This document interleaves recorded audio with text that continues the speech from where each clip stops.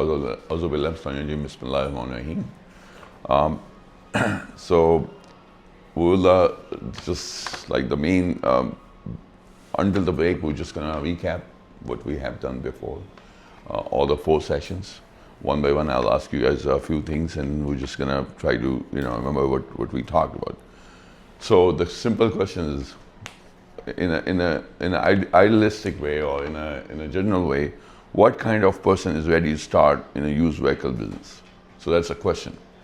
So for you, Sorry, what type of person is ready to start in a used vehicle business? Like what you have to be like, to really start this business? Like in my opinion, which I have taught you guys.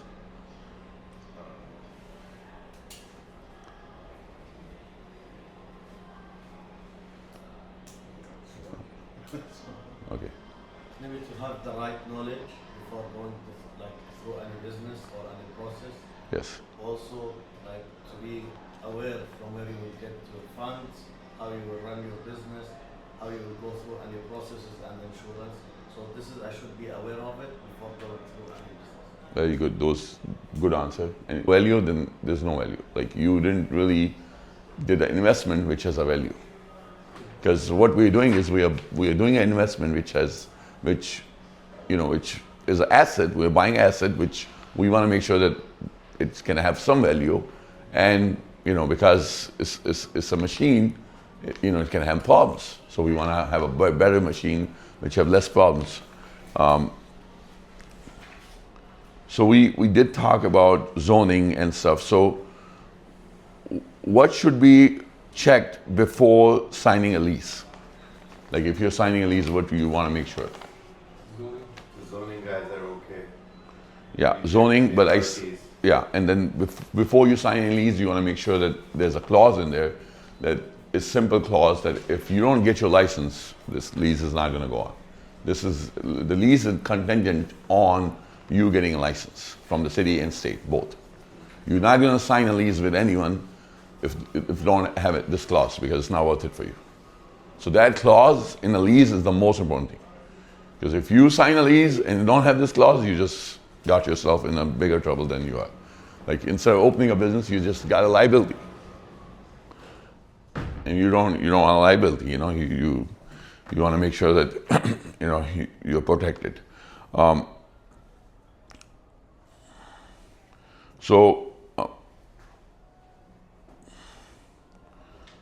Okay, what is the danger of jumping titles? You guys understand what jumping title means, right? I said that. What jumping title means? You buy a car and then sell it again, and so you're basically not buying as a dealer, buying as a private party and then selling it again. Yes. So basically, if you bought a car from someone, you're a dealer, you bought a car from someone and you did not put in your dealership name, and that car, you bought it open title, you're giving to someone else, selling it, it's like jumping title. You didn't really process the paperwork for the title. As a dealer, we are authorized. We don't have to apply for a new title, but we still have to use the reassignment. We still have to do some paperwork for it. So when you don't do the paperwork, you jump the title. Brother, it was like one question. If I want to jump a car through, jump a title through a currency store, it's a different scenario. If you do the paperwork, then it's okay. If you currency, like, let's say you bought a car from private owner. yeah, But why you will do that? If you're a dealer, you will never do that. yeah, If you're a dealer, you will never do that. yeah. This is for private owner. If you're a private owner, you want to put a car in your name and then sell it. That's totally right. That's the right way to do that. Yeah. But if you're a dealer, you don't want to do that, because why are you going to go and spend money on the title and tax and all that, or pay concession? You just want to use your reassignment. All the titles have reassignment. You remember what the reassignment is, right? What's a reassignment? That you buy a car and you reassign it to the person who's going to buy next. Is that? So as a dealer, on our dealer title, we have reassignments in the back. Illinois has like 4 to 5 reassignments. Most of the states allow reassignments. Indiana allow, Wisconsin allow 2. Ohio is the only one don't. Some of very rare states do not allow reassignments. So what the reassignment is that we as a dealer can just assign the title to anyone we want, like anyone we're selling it legally. Yeah. So that's called reassignment. He has done it like 100 times. Yeah. So that's reassignment. You just fill the title, like I'm a dealer, you came, Mr. You came to buy a car, we did the bill of sale, we did the paperwork, everything done. Now I fill the title in your name and it's gonna be coming from me as a dealer. So like, you know, me as a dealer, I don't have to get a new title in my name because the title, I can just reassign it to myself and sell it to you. Like how you sold your private car, you saw that we assigned the title directly to the new owner, from you owner to a new owner. In dealership business, the title from the owner gets assigned to a dealer, maybe a new car store, then another dealer like me who buys from a new car store, then I sell it to someone, then it gets really sold because then the paperwork is done, the taxes are collected, and new title get issued. Otherwise, if the new title is not issued, the title is just moving on within the dealers. So that's a reassignment. Do dealers have to do the paperwork when they do reassignment, like take documents, or no, just the reassignment? If we are doing dealer, we should do the paperwork also. A lot of dealers don't do that, but you should do that. Even with private customers? No, we're not. Your question was if you're doing dealer. Private customer, we have to do that. Like every customer for us as a dealer is a private. We have to do it if we're dealing with general public. We call it general public. Can I say in layman words, I think what I understand is that Mr. Sorry. X had You the car. can get the. The title was in Mr. X's name. And then when, as a dealer, we buy it, the title remains with Mr. X. And Mr. Y comes to buy the car. That title goes to Mr. Y directly, not the dealer. No, No? not this. You have to Okay. reassign For it. example, like Okay, I'm going to repeat myself, just understand you. It's a very simple thing. You are trying to confuse yourself. So there's two different scenarios. One is dealer to dealer, one is dealer to public. Anyone who's not dealer is public for us. So one is dealer to dealer, one is dealer to public. When we sell a dealer to public, we are doing the whole paperwork. We're collecting the tax, it's going to DMV, get the new titles getting issued. If we are dealing with the public. If you are dealing with dealer to dealer, then there's just a bill of sale and a tax form that we are doing dealer to dealer. So the title doesn't transfer at that No. So The that's title what just to I'm get saying. reassigned. So that's what I'm saying, that Mr. X bought the car, meaning when we buy it from auction, that title belongs to someone, right? There's a title on the car. Yeah, yeah. There has to be a title. Yeah, and then it just gets reassigned to you, your dealership. So the DMV never knows what happened. If DMV checks the record, they have no record for it. They still know the last registered owner. They don't know what the dealers are doing. yeah, Just That's what I'm DMV, saying. So the title transferred to the final buyer. final buyer is when we sell it to a public. Yes.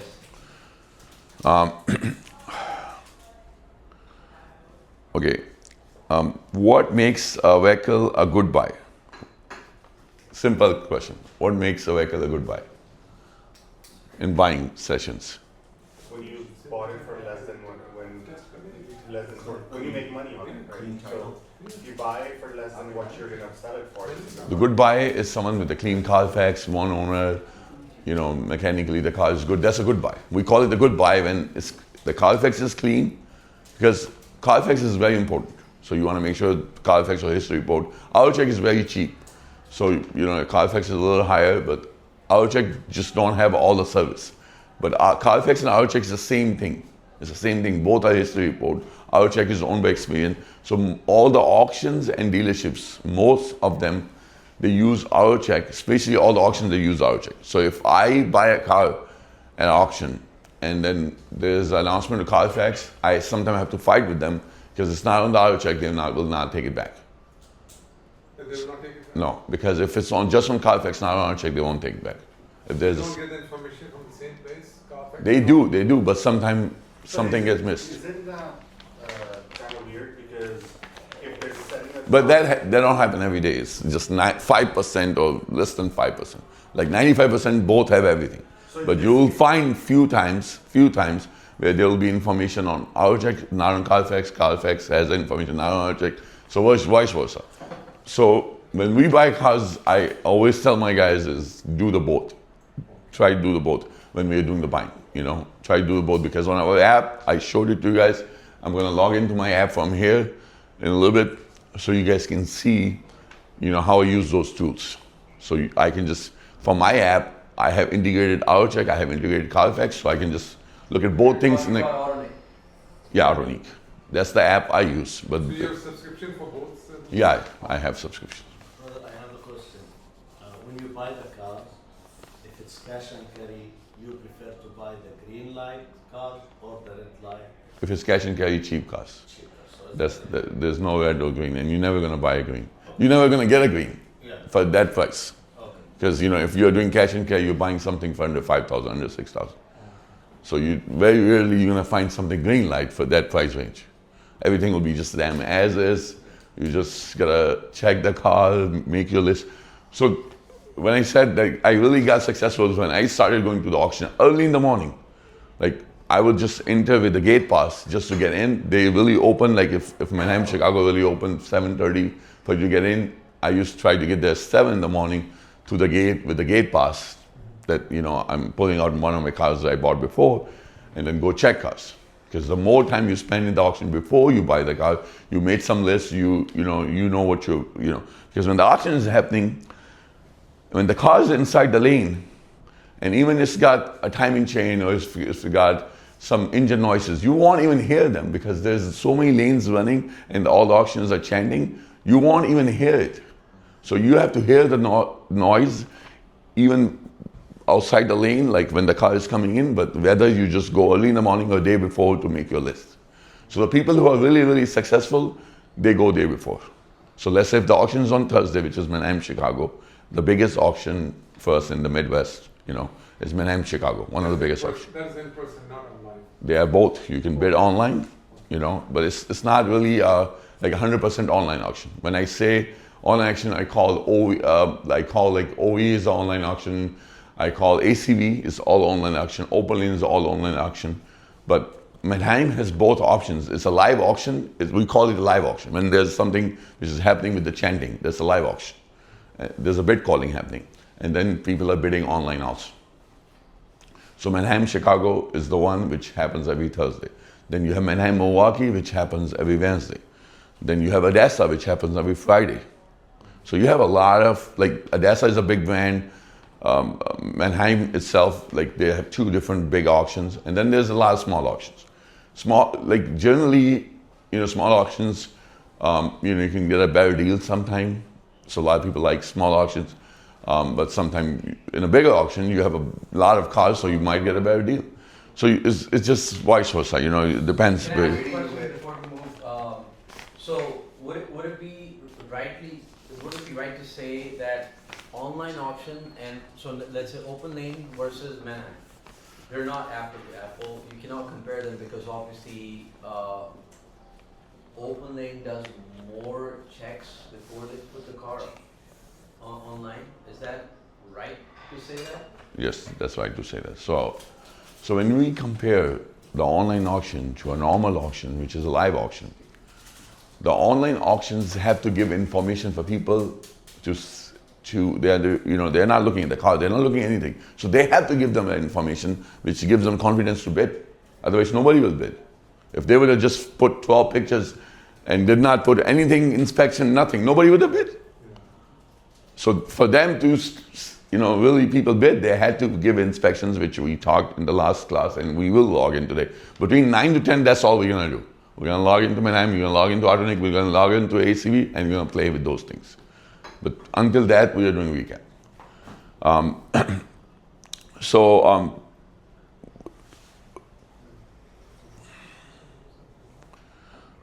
Okay, from the time I have been teaching you guys about this is session 5. So we have talked about, a lot of people, I have asked this question, what's the beginner's cars to sell? A lot of people ask me and I answer it, and I'm asking you guys today, what's the beginner cars? If you're a new dealer, what are the kind of cars you should be buying? 7 to 10,000, Honda, Toyota, simple brands, Japanese, Skip German. reliable, Yeah. Skip German. Yeah, very good. mileage. Very no good. luxury cars. Very good. No big commercial trucks. Very good. You guys are getting very good information. See, good. At least you're listening. So We're where good. do you buy cars from? from everywhere, from all the auctions, from Anaheim, from Odessa, from Open Lane, from ACV, anywhere. And this guy receives it, so he knows. He gets like, where the heck this car came from? Where this came?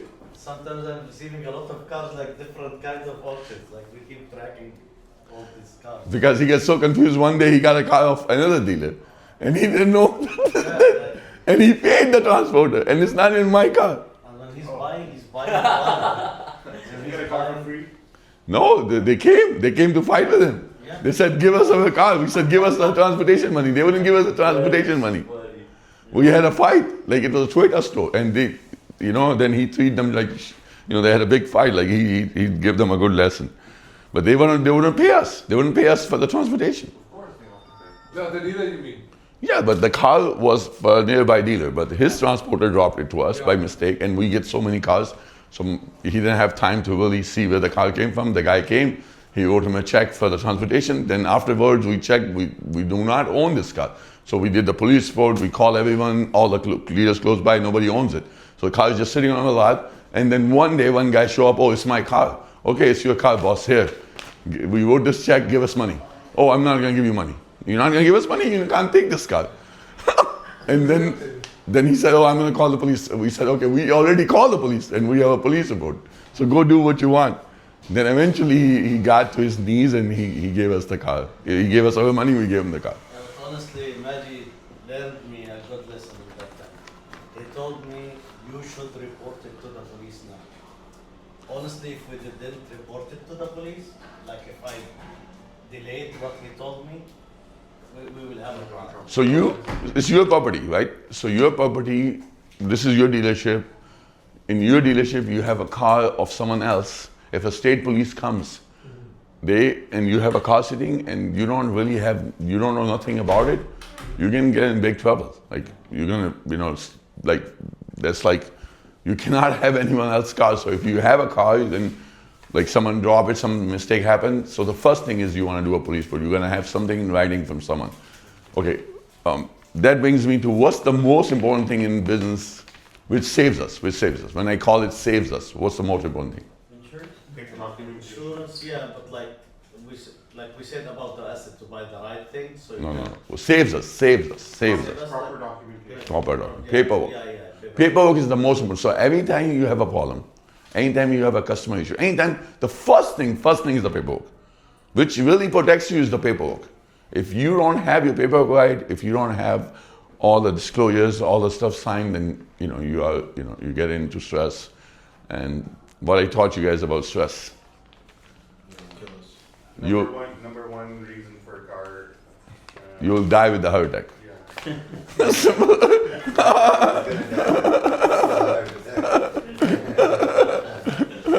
So you cannot be taking all the stress. So simple as that. You make sure that your people are trained to do the paperwork right.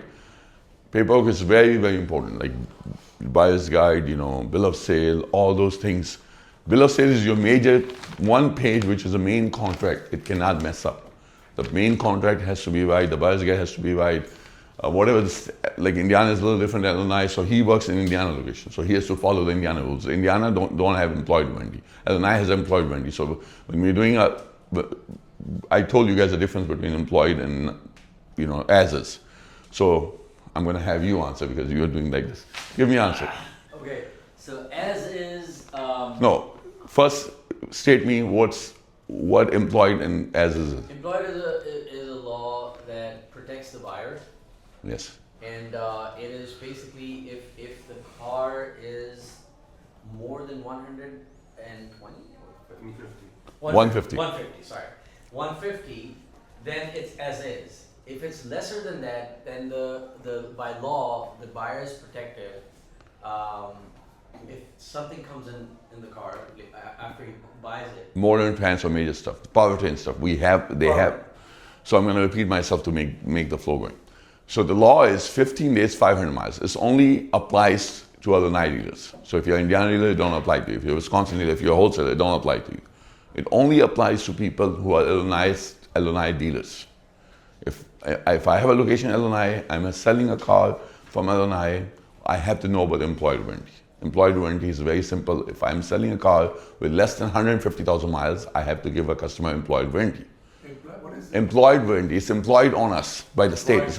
Yeah, employed. IMPLID, implied. Implied. They implied on us. It's something implied on us, which is 15 days, 500 miles, whatever comes first. So if the customer, 150,000 miles car. 150,000 miles. Yeah. Yeah. If the miles, Under.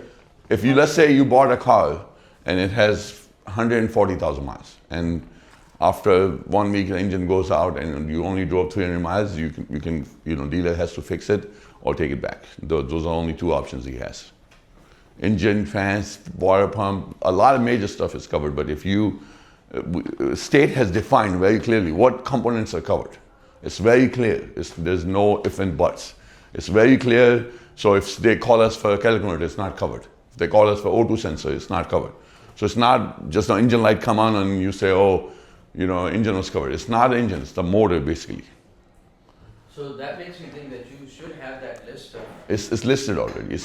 When you print the paper for employed law, for the customer to be handy, so like. if they it's know. not They know. black, It's not that many things. It's three lines. The law. I'm going to pull it up if you want. I will pull it up. But the law is only 3 lines. It's just very simple. So that's something if you are an I dealer, you have to remember always. And when you're buying, you remember. If you want to do cash and carry as is, you just buy above 150,000 miles, and then there's no problems. Even LNI customers, they know above 150,000 is as is. Like for our public auction, most of our cars are above 150,000 miles because we don't want to deal with employed law. Because it's just hard for us to deal with that. But we help our customers. If they buy the car, we want to help them. We want to have a good customer service. But at the same time, we just, we like to keep it simple. So, because we're selling cheap cars, we're not making a lot of money in our auction. We're basically doing wholesale. So we don't like to buy under 150,000 miles. I had a question on top of that. You can, So- okay, Okay. whoever wants. So, real quick, if you are licensed in Wisconsin and have your LLC opened up in Wisconsin or other state, but you're doing the business here, would that be employed on you or not? If you're licensed dealer in Wisconsin, no, you're not. You have to be a dealer who is LNI dealer. Registered. You got a state license from LNI, then you have to follow the LNI rules. Can he sell from Wisconsin? Can he sell in Illinois? Yeah, he can sell the whole world. From Illinois, you can sell the whole world. Anyone can sell from, anywhere. That's not an issue. The only issue is when you have a wholesale license and retail license. Those are two issues, but we'll discuss that in a second. Yes, go ahead. Brother, regarding the protection for the 500 miles or like for the 15 days. So when we sell it as a financing, the financing company, they force us to do a warranty on the process, right? So this warranty applies. They don't force us. It's optional, but sometimes in order to make the deal work, it has to happen. It has to happen because to make the deal work. Because the bank charges money to do the deals. On a subprime customer, subprimes are the customers who don't have good credit. So we call them, there's prime and subprime. Subprime is the people who don't have a good credit. So when you're doing a subprime loan, the bank is charging you some fees. In order to offset the fees, sometimes you need to sell them a back-end product. If they're not selling, then our numbers won't meet, and we tell them we can't do the loan. Go ahead. So if we did it and we buy the warranty for the customer and he agreed to do it. He buys it. Customers buy it. Yeah. So is it applied from day one? Like if after 2 days, 3 days, the engine, You're talking about the employed law. Or you're talking about the warranty. the employee. So if we give him 15 days, right? Yeah. So it won't. If you are, and this is for LNI dealers. Yeah. So that won't go on the warranty. It's going to go on us for 15 days, 500. Then it's going to, and all these warranty companies, they have a clause in there. It's a general clause that if there's a pre-existing condition, they won't cover it. So if something happens within 500 miles, they know it was a pre-existing condition. So it's not even a good thing to tell the customer, oh, go claim on your warranty. That's a shady business. And the warranty will know right away too. But if the customer calls you after 2 months, yeah, you can tell them, you already bought a service contract. We call it service contract in our language. Call your service contract company or just go. Most of the service contract companies, they deal with all the mechanic shops. Anyone like Pep Boys, anyone decent mechanic shop, You can go there and if whatever is covered, they cover it. And they pay with a credit card to that company. So it's an easy process to do that. Over here, do you have to get a test done, all the engine lights should be off, and then you get the title in your name? No, nothing like that. There's no such thing. Like No. if there are a lot of lights in the dashboard, I can buy a car and Yeah, you can. There's nothing like what that. is the emissions test? Emission test is a test which is okay. So you are confusing too much yourself now. I'm going to slow down here and explain you something. Some states have laws which are like that. That if the emission test is not clear, it's a New York license. has that, yeah. California has that too. California is like crazy about this. They have something called smog test. So smog test is even if it's a store code. First you have to know what's a code and what's a store code. So store code is something which is not turning the check engine light, but the code is in there. So what happens is if you get a car and you clear the check engine light, the code stays in there. We call it the store code. The only way the store code is going to go away if you drive the car for 400 or 500 miles and the system runs itself again and then clears it and then the store code is gone. Okay. So, but if there's a store code in California, you bought a car with no check engine light and now you're a dealer in California and you sold the customer, he went, you can't, in California you can't even sell to the customer before you get the smog test done. That's the requirement. So you as a dealer have to get the smog test done and the damn thing was a store code. Now you have to get that fixed or drive the damn car. So we operated a dealership in California and that was the biggest problem and we closed down in 1 year. Because it was just a headache. We tried to cash and carry and it was a headache. Like every damn car had a store code. Then you try to get the smog test done and you can't sell it until the smog test is done. How So do you know it has a store code? it's very easy. You take it to a smog place and you show them, we could see it ourselves with a scanner, but when we go to a smog place, it wouldn't pass the smog. It wouldn't smog the smog test. So my partner in California, he said, boss, we have 50 cars out of 50, 25, I'm still waiting to get the smog test done. So that was like a headache with the cheap cash cars. So California, if somebody wants to do a business, they have to do with nice cars. They cannot do with cash and carry cars. It's not even worth Over it. here it doesn't matter. Huh? Over here it's okay.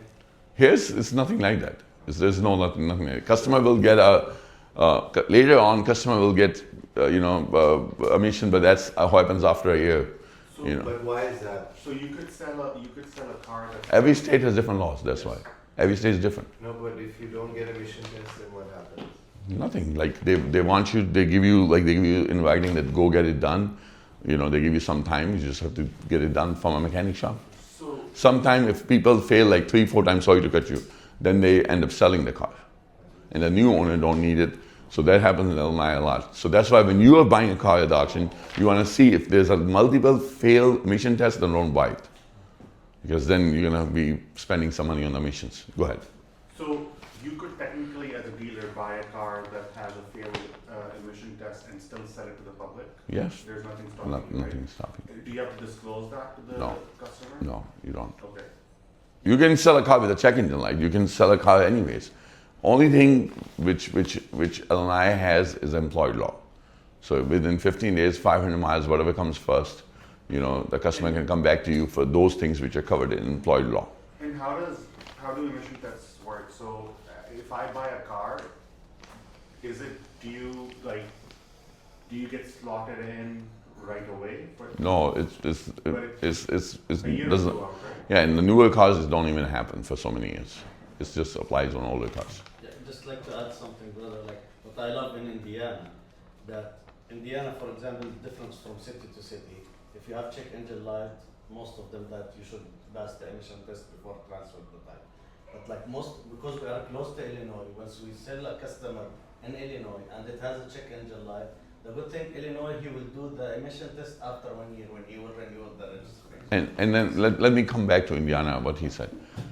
So even in Indiana, the law is that we as dealers don't have to do the emissions. It's customer responsibility.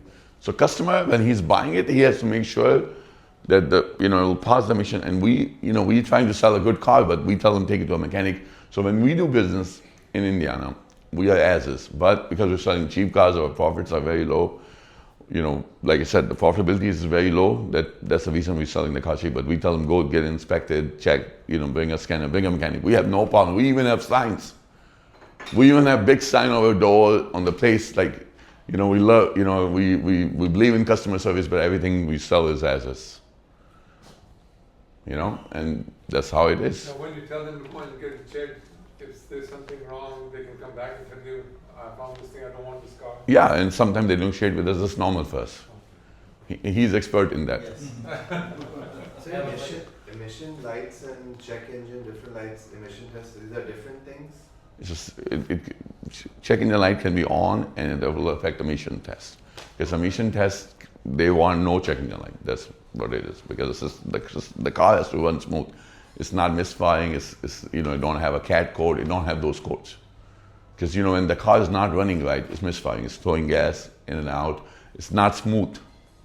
You know, when the car is running normal, if you just put your hand on a gas pipe where the muffler, with the silencer, it will be a normal flow. You won't feel stop and go, stop and go. But if it's misfiring, that's the easiest simple rule. If you're not even a mechanic, you put your hand on that muffler, and if it's a normal flow, that means the car don't have misfire. But if it's hesitating, that means it's a misfire. Simple test. Like when I was not a mechanic, I got into this business, I don't know nothing. So I will ask other dealers, can you please tell me how I know the car is not misfiring? Easiest way. Then one dealer, he told me, come on here, put your hand here, see. This car, nothing. This car, you see how it's hesitation, that means misfire. I know nothing, but I learned going there and asking other people, and some people will tell you a few things, some won't, but that's okay. But you know, you'll learn things when you're at Dash. You know, I can teach you as much I can, but you're really learning really starts, and you'll do mistakes. There's no way you'll not do mistakes. So if you get into a business and you do a mistake and you say, oh, I took a class is only helping you, giving you knowledge, but you know, when you go in a real life, you know, we all tend to do mistakes. And that happens to a lot of my experienced friends who are dealers, and they will call me and say, Majid, you know, I'm in this trouble, what I should do. Because my exposure is a lot bigger, you know, we are selling a lot more cars, we've been in business for many years. So maybe I have won through the same scenario and I fought it, you know, and me, I live in stress. So I always have stuff going on, always stuff going on. So, you know, there's always something going on, and we try to fix it. We try to make it better. It's not like, you know, it just happens. It's business. You know, when you're selling 300 cars, 250 cars, you know, and you have three different business models, you know, you're gonna have, you know, this is normal. Like, we try our best to do the best we can do. But we're gonna come back here because now from break time we are up to 1 hour. I have This- one quick question. Yeah. It's bothering me, and I know I'm not getting chance. Okay.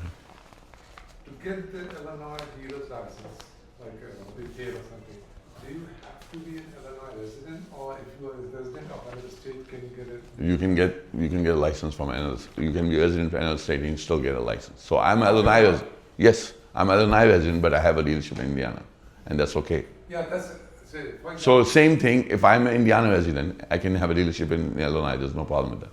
okay, because I'm Arizona resident, Arizona you cannot. You have to be an Arizona resident. So can I get an Illinois license? No, you're wrong. Like, even you can be an Arizona resident and you can buy in Illinois. You can have a dealership in Illinois. You can be Illinois resident and have that, because it's corporation based. So it's not based on your name. It's based on the corporation. So the owner can be living anywhere in the world and have a business, as long as state laws allow it. And state laws don't have problem with that, because they want business. They just want a proper documented entity, which is a proper owner. There should be, there's nothing like that. Every class I taught you guys and showed you guys this form for Illinois. This is the king of opening up a dealership in Illinois. So if you want to open up a retail dealership, this one form is everything. It's called Notice of Proper Zoning. So if wherever, Can I see it? yeah. You can just Google Notice of Proper Zoning Illinois, like, you know, it will come up. But this one form is like, let's say if you ever open up a, you know, dealership at this place, and the owner wants to lease it to me, so I'll call the city and tell them there was a deal. If there was a dealership before, then it'll be much easier. But if not a dealership before, I'll call them and give them address, tell them, I'm opening, working on getting a lease and getting this dealership, so what's the process? And they will tell you, okay, you can just come in and apply for a license, or you have to go through a zoning process. When they go through the zoning process, then you can tell the landlord that the city requires to go through the zoning process, so it's a 3-month process, normally 3-month process. So, my lease has to be contingent on, me getting a license. But some cities which allow it, then you don't even have to worry about that. You just get that paper signed before you sign the lease and you're good. Or you can have a letter of intent, something, but cities will sign this paper because they don't have a problem. They sign this paper on, they sign this paper on, depending on this place is zoned. Yes, this place is zoned to have a dealership, vehicles. So they don't have a problem with that. And what is the requirement? How many cars can you park? It depends how big is the place. Like the requirement is it's not by the state, it's by the city. How big is the place? So the city will tell you, like, depending on how big is the place, how many customer parking, like, how much. You have to get a dealer's license. You have to have a space. You can have a 5-car park. 5 cars is okay too. There's nothing like that, as long as city signed the zoning form and the state is okay. You can have a lot with 5 cars. There's no problem with that. So brother, if I get this paper signed, I cannot sell or buy unless I get the full license. Yeah. That's just from the city. You still have to get the license from the state. And to get the license from the state, the most important thing is the class. So state, you have to get the class, which just delays everything because they offer a class every few months or every 1 or 2 months, and they're always a backlog. So if you want to open up a dealership in 1 year, the best thing is sometime, you could apply for a license in your home address and they will deny you because you don't have everything else attached. But because they denied you, they gave you a number, application number. And on that application number, you can take a class. And that's what a lot of people do. So you don't have to wait for that time. Because you have class done, and you could open up a dealership, so that at least one part is done. The next part is a background check, which is not a big deal. You just go to fingerprint place, insurance, bond, all those things are nothing. In my days, when I first started the business, there was no class. So I didn't have to go through this trouble. But then they started to add so the two things which really makes things delayed. One is this form. So if there was a dealership before, then this 90% chance the city will just sign this document and you're good with that. The only other thing will be a class. If you have the class done, everything is good. Does your lease start, you start paying the rent once all of this comes through, or do you That's part of the contract. That's why I said, when you're signing your lease, you're not gonna pay make anything until that happens? that's what you and the landlord, what deal you made. I taught you right now. In the first thing I started, I said, when you sign a lease, you make sure you add this clause that you don't get a license. This lease is null and void. Because you don't want to have a liability then opening up a business.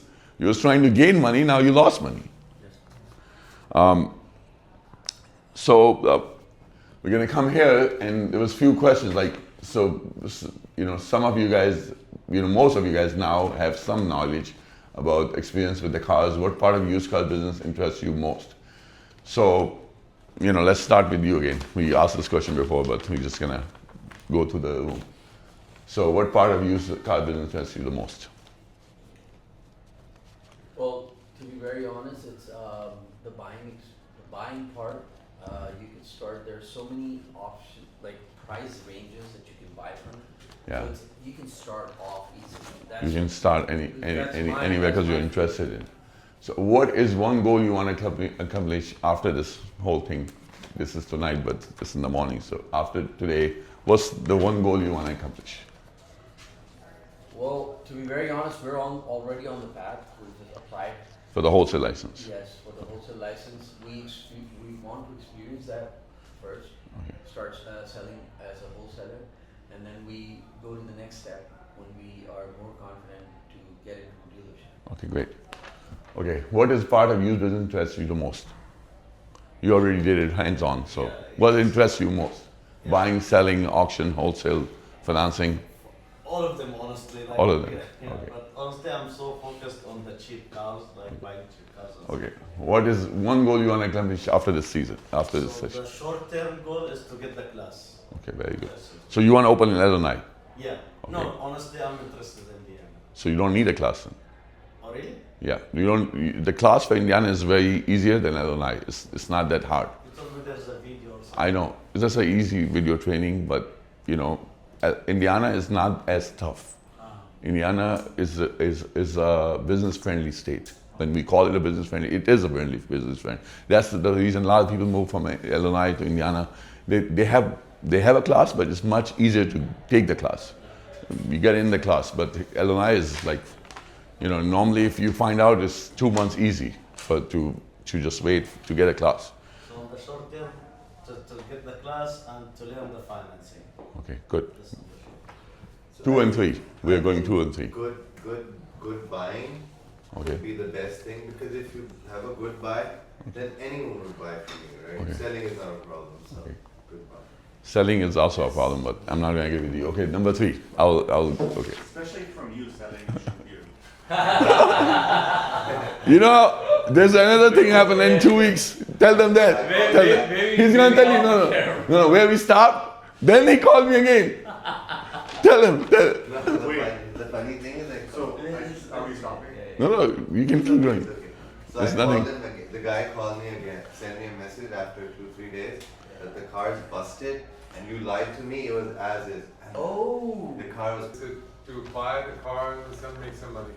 That's, Yeah. that's the part. And That's 3. the financing. 3 would be, I was thinking of first wholesale, but since I don't have a retail outlet, so I'm just thinking of planning how to can get it. They are in the process, so they are ahead of you. So you can definitely get some instructions if somebody wants a wholesale license.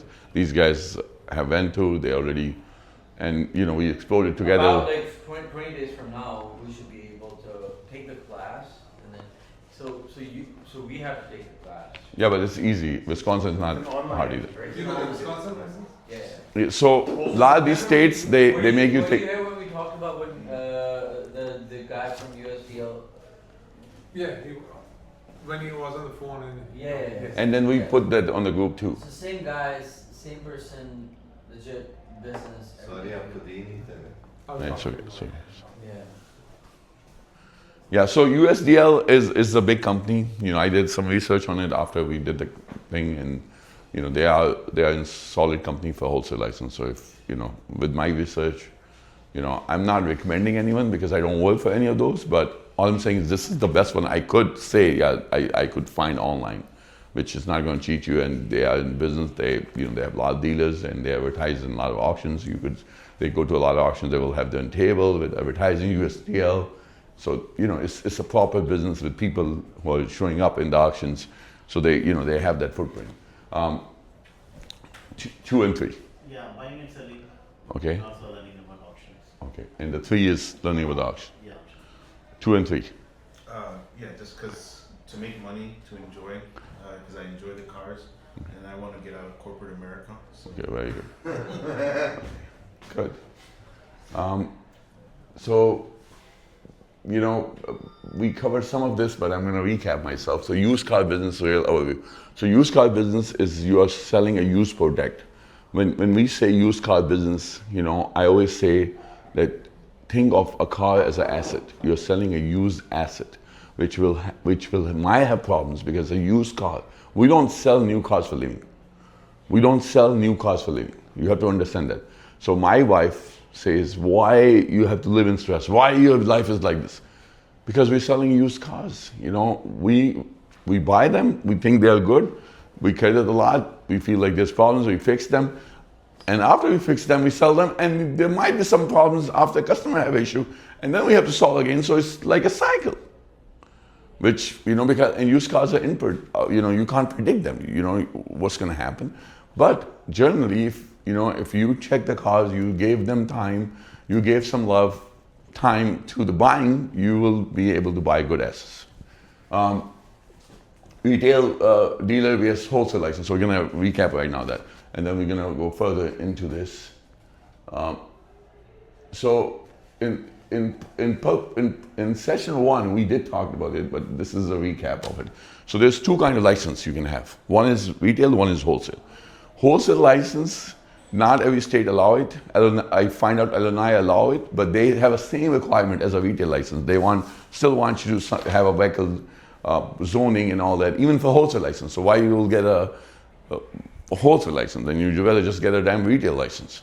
But you know, Indiana, some of the states who allow in these big buildings, they have a requirement of 100 square feet or stuff like that. There's companies who specialize in that, and they will get you a wholesale license. Wholesale license is only meant to sell to dealers, not to public. You know, but some people do that, but you know, the law is that you as a dealer, wholesaler, should only sell to dealers, or sell it to auction. And you could consign the car to a dealer. As a wholesaler, you could consign and have the dealer sell it for you. You know, and a lot of people do that. You know, that, you know, you open up a business, you learn the buying. Now you bought 10 cars and you could bring it to Mr. Maji and say, Mr. Maji, I got 10 cars, would you take 50-50 partnership with me on these cars? And you know, if I'm okay, if I need cars, I might do that. So a lot of people do that. A lot of small dealers will do that. They will take cars from wholesalers and consign them, and that's normal in this business. How do you find dealers who are willing to do that? Is it just, hey, walk up to someone? Is it connections? Once you go to the auctions, you make friends, and you know, things happens. But you know, So connections. there's no like place where you can find. No, like there's companies. There's few companies who will charge you like $1,100 or something like that. Plus, they will charge you like a fixed fees and help you out sell the car. But it's mostly for public, you know, private people. They help like that. But as dealers, you'll find people. You'll find people at the auction. You'll just make friends. Like normally, when I go to the auction, I never make friends. Why? Because I piss off everyone. I was just I was just not friend to too much people. You know, I just do my business and walk. Like, but like when I send to my buyers, like my buyers is friends with everyone, and I'm saying, what the heck? Like my buyer knows everyone, and they are all friends. Like, but I'm not friends with anyone. So when I train someone to buy, after 2 weeks, they are friends. They're friends with everyone. Oh, I know this guy's nice. Then they make me shake hand with them. Okay, Maji bhai, let me introduce you to this guy. And only problem is that when you become friends with someone and you're bidding against them, you know, then they expect something from you. And it's a business, so, you know, I try to make less friends, and if I do make a friend, I try to respect them, I tell them it's vice versa. So, you know, maybe I leave a car for them one, and then they have to leave a car for me. If they don't leave a car for me, then we're never gonna be friends.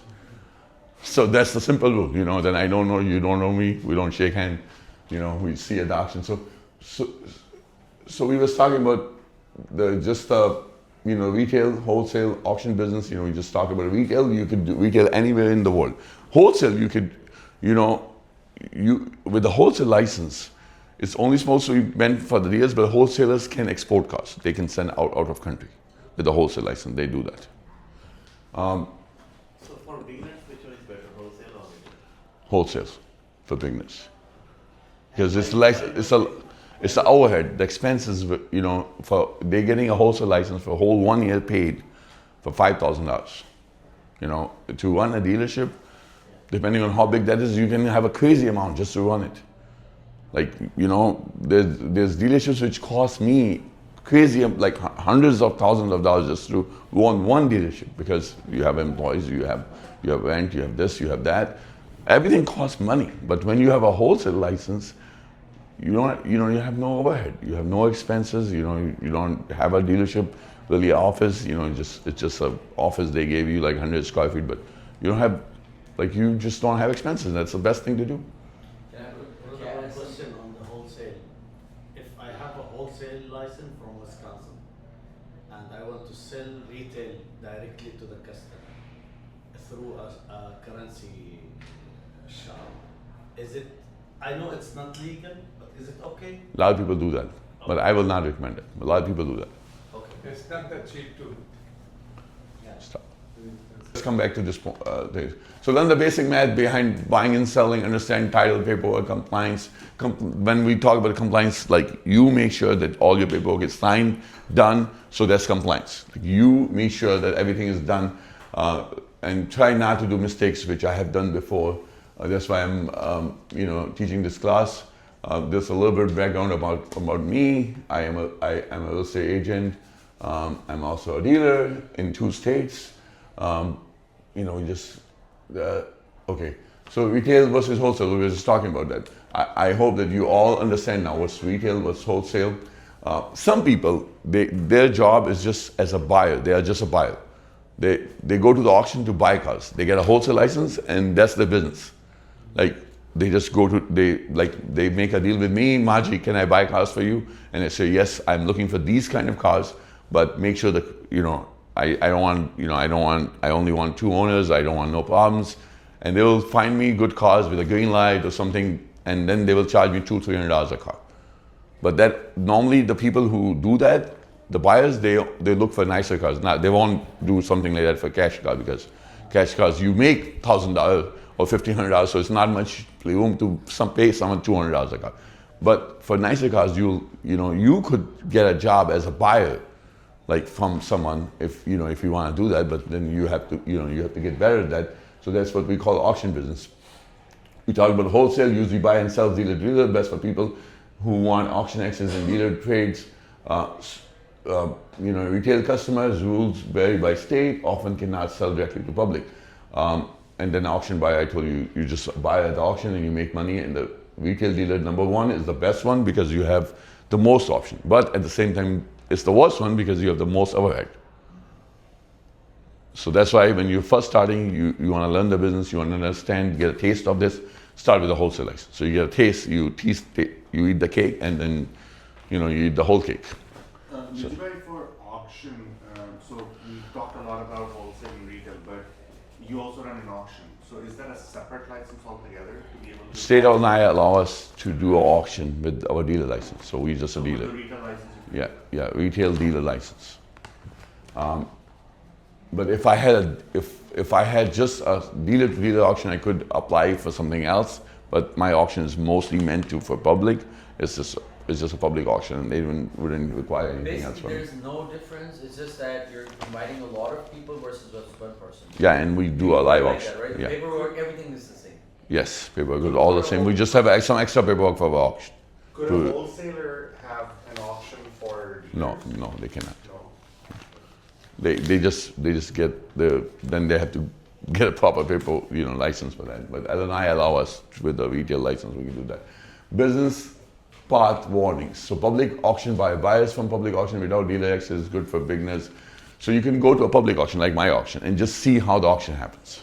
So I always said that when you get your license, don't even buy anything for like 1 month. Just go to the auction and look. Don't buy anything. Because something will tell you, bid. But don't bid. Control yourself and learn and just see. And when I say this business is very important about how you control yourself, how you control your emotions. Emotions are very important, how you control yourself. You can be the auction, and when you're at the auction, you could feel like every car will make money. But by the time it comes to your lot, you'll feel like none of the cars are good. Because when we are buying the cars for you, because he gets the cars, we're trying to do a best job, but when he gets them, he says, Maji, bhai, this car is a problem, this car is a problem. Because they're cheap used cars, we try our best, but things turn around. Because, one side, no check engine light, nothing, looks nice. By the time it comes to a lot, they drive a little bit, or customer go and test drive, the damn check engine light come on, or something happens, and then we have a problem. Yes, you have the question? I just wanted to back up a little bit. So if you're a wholesaler, you cannot have, and I can't remember now, you cannot have your own website of cars. Let's say if I buy 10 cars, can I put it on a website? Can't advertise. We cannot, Public, we cannot. No. but not for public, for dealerships. You could make a wholesale template where you're only selling it, and you have to mention on your website, you're only selling it to dealers. To dealers, always. Yeah, and then that should be legal. That's not a problem. If you dealer is okay. That's what the state allows you, the laws allow you to sell to dealer. So if you make a platform just for dealers and you have a wholesale license, there's no problem with that. So I can put something on Facebook and say this ad is for dealers only. Yeah, that's okay. That's Like I'm selling only dealer. And then sometimes, you know, like a story, you could become a buyer for some dealers. Like, you could call a lot of dealers and say, listen, you know, I'm a buyer, I buy cars, what kind of cars you're looking for, and talk to a used car manager, go visit them. They'll tell you, okay, we're looking for these kind of cars. If you get a unit, you let me know. And you just charge fees in the middle. Or you could not disclose what you paid for it and just sell them like anyone. And dealers do buy cars, you know, if they're good cars. Do not sell vehicles illegally. We talk about jumping titles. Do not use another person's license with the proper legal structure. So, you know, like, don't, like, so if I have your license, wholesale license, you don't even know I got the copy of your license and I'm using it somewhere else, or you add me, or I'm going to the auction telling you I'm you know, so don't do that, because eventually you'll have problems. Some people do that. So I'm your friend, and then, you know, you don't even know I bought a car in your name. And then the next thing you call the auction and you find out, you know, I bought a, you know, your friend bought a car, or you bought a car. No, I was not even there. Or somehow the girls gave the badge, you know, and the guy said, I'm Bhatti, you know, my last name is Bhatti, but they didn't check his ID. It happens all the time. Then what happens after that? So then the auction says it's not our responsibility. Somebody had your information. We don't, you know, what we know is you bought the car. And then you go fight yourself. The auction don't want to take no liability about it. Only thing is you have to go mess with your friend. And some of my friends got in trouble for that, so I want to talk about that. Okay, so, you know, like I said it before, so steps before applying for a license. You have to study cars. When I first started, I told you guys I only played Cadillacs. Cadillacs was my lovelies. Cadillacs, North Star Motors, Cadillac Chevelle, DeVille. I sold my first car, made money, and I said I'm only going to play Cadillacs. And when I had 5 cars, I had 10 cars, I had 15 cars, I only played Cadillacs for like 3, 4, 5, 6 months. And I made money, and then I got the next item I learned was Chevy Impala. So slowly I learned new cars, like I will research one make and model, learn all the good and bad of it, like what this car normally have problems, and then I will add in that into my, you know, let's say if I have 15 cars or 20 cars, you know, 10 are Chevy Impalas, 10 are Cadillac, you know, and then eventually I got more and more. But I slowly learned the make and models, and then I just played them. Is there a way to learn what cars are selling in the market currently? More, let's say you give a price range. So there's something called auto count. You could register auto count from state of Illinois, and they will give you what dealers, which dealers selling the most cars, which make and model, but you pay for it. It's not, it's like 3, 4, auto count. Auto count, AUTO, auto count. So you could, but it's a service and you pay for it. And then it gives you the whole research in Illinois, which dealer is selling the most cars, you know, what make and models being sold in the whole state. They give you whole data. It's like, all the finance banks, they use that. Mostly bank and big dealers use that, franchise dealers use that.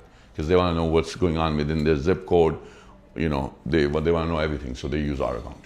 Auto account. Auto count. Count. Auto count. And where to get this from? Just Google it.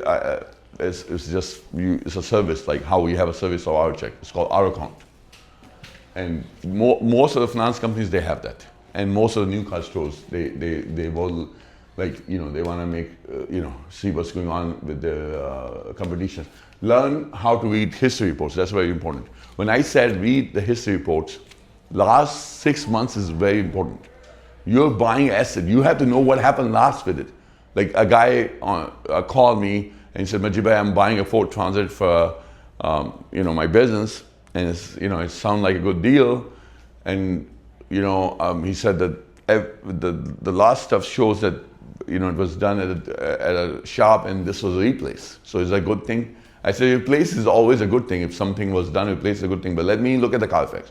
So I looked at the Carfax, and 4 months ago, the miles, what was on the car in the shop, still it's the same mile. So I said, don't buy that shit, because it's not been driven. 6 months ago, 4 months ago, the miles were same and still the same. So you gotta, you know, if something was replaced, something was done, I want to have like at least like 5,000 miles driven before I buy that damn thing. I'm not going to invest $10,000, $15,000 on something. The last 6 months are important. You want to see what happened in the last 6 months. That's very, very important. That's a good one. So to say if the car is being driven, You have to see if the car is driven after that problem. You want to see like if this was sold at the auction and sold back. Those are things. Or if, sorry to cut you off, but like this thinking that you have around watch for this, watch for that, is that, I know Carfax also gives you a score, right? Is Carfax looking at all of these things? yeah, they're looking at it, but they won't give you a score. You just have to look at it. So there's nothing else other than you come to last 6 months and see what happened. And last 6 months or 8 months is important because you want to make sure that, you know, if the car was sold at the auction and sold again, I won't buy it. If the car has anything like it says checked and not replaced, I won't buy it.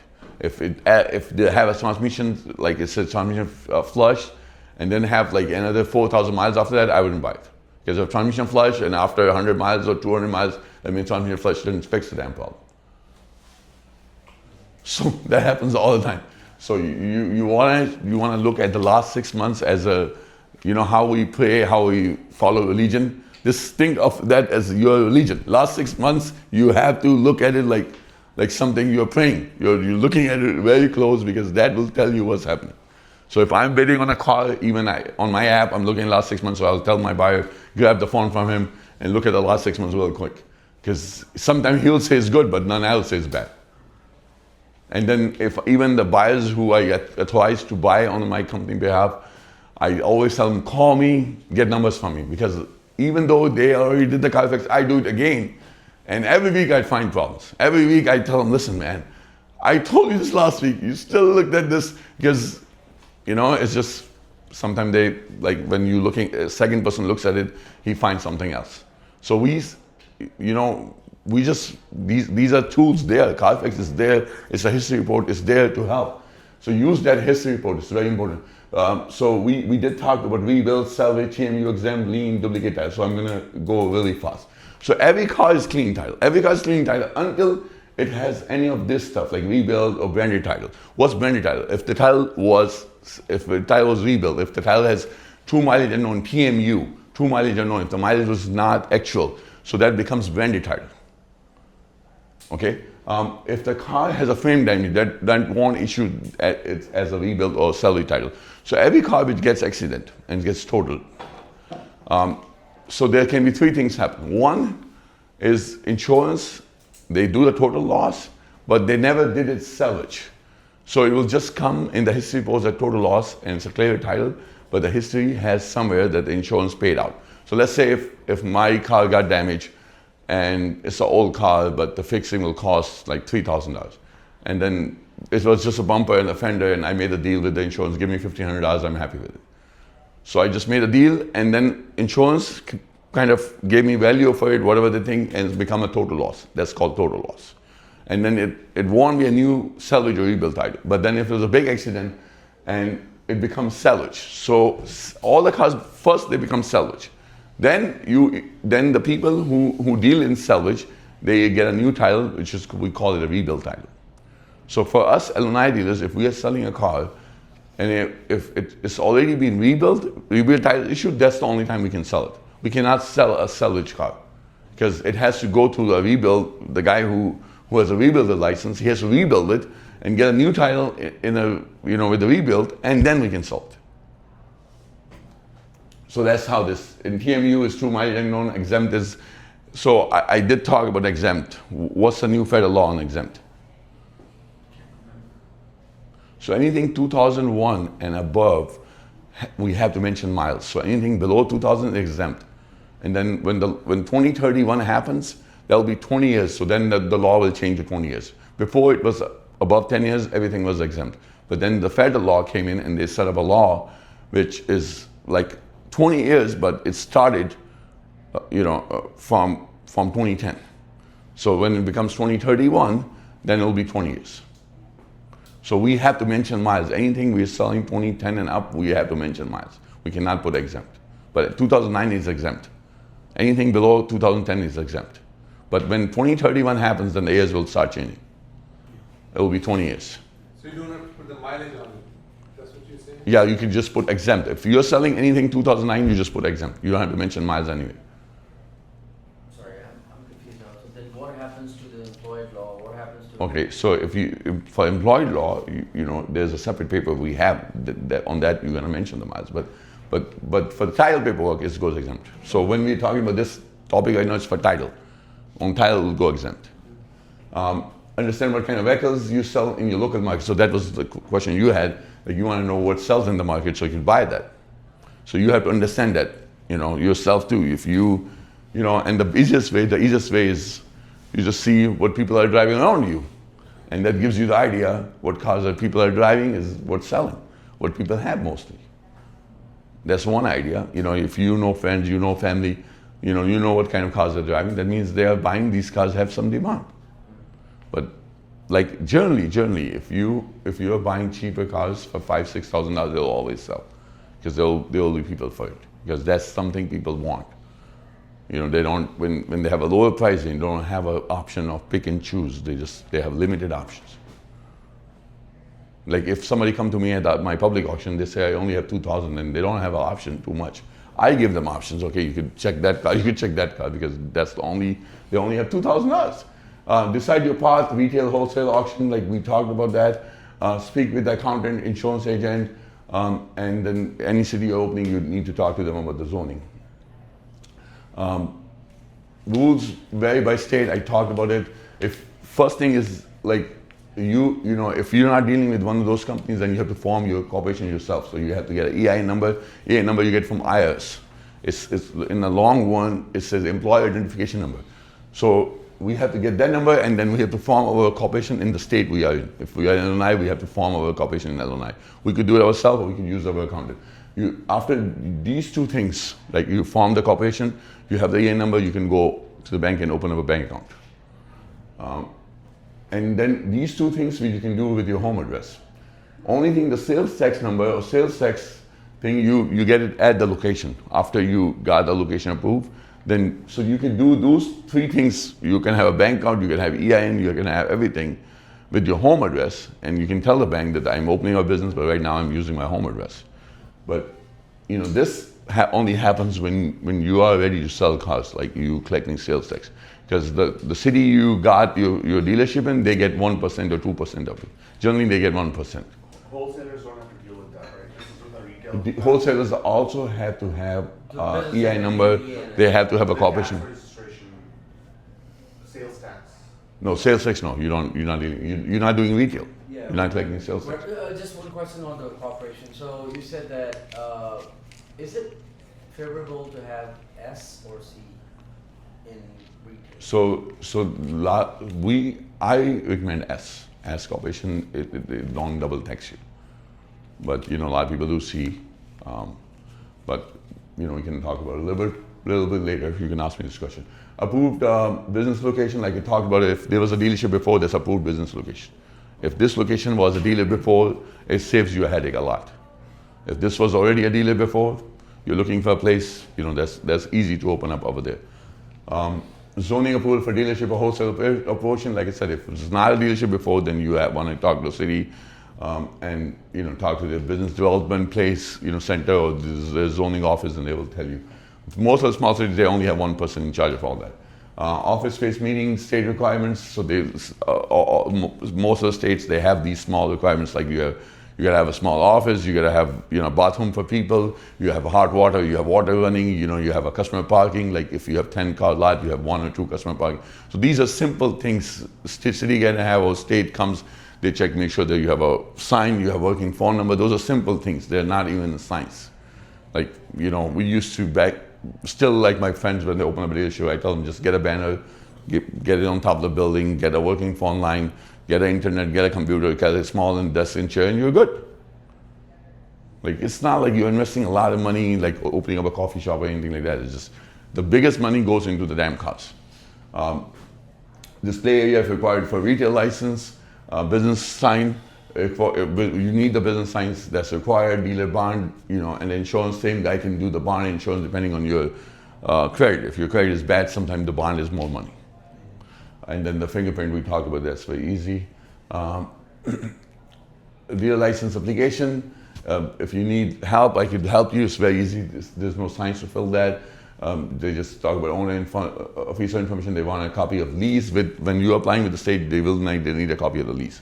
The phone numbers, and then they will normally, like every state is different, but LNI will give you 5 plates total when you're getting a first-time retail license. They will give you a master plate and 4 more plates.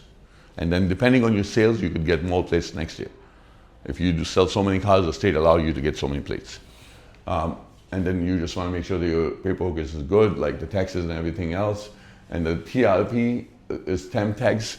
So LNI has a TRP department which allows you to issue temp tags. You see those yellow plates you see, they are temp tags. So you just make sure that when you get the TRP user, after you get your license, if you have a retail license, you don't violate it, you don't play with it, because they're very strict about it. They're very strict. Auction, public dealer only, and online. So when when you're doing the auctions, there's public auction, like I talked to you guys. I have a public auction, you can just come and look at that. Dealer only auction is only for dealers, and then we talk about the online auction. We talk what is online auction, pure online auction, ASV, open-lane. They're pure online auction. They don't do physical auctions. They don't have no live bidding. There's live bidding, but it's online. Everything happens online. Even the arbitration happens online. You have to fill on the app, like what's the problem with the arbitration, and then you go through it. And then live auction is the auction we talked about, the live auctions. Auctions terms you must know. We talked about these lights. I'm going to start with you. What's green light? It says there, but you should just tell me. So it suggests that aesthetically, or What green light means? Simple question. well, it's good to buy, or Auction guarantee. The auction is giving you guarantee, and generally they cover up to $800. So let's say if the car has stuff more than $800, then you can fight with the auction. If it was green light and the work it needs, you take it to a shop, it'll cost more than $800. They won't cover tire, brakes, suspension, any of that shit. But anything else, yes, they will cover it. Like if this expensive car on the radio will cost $800. So if this expensive car on the radios costs more than $800, so they will cover that.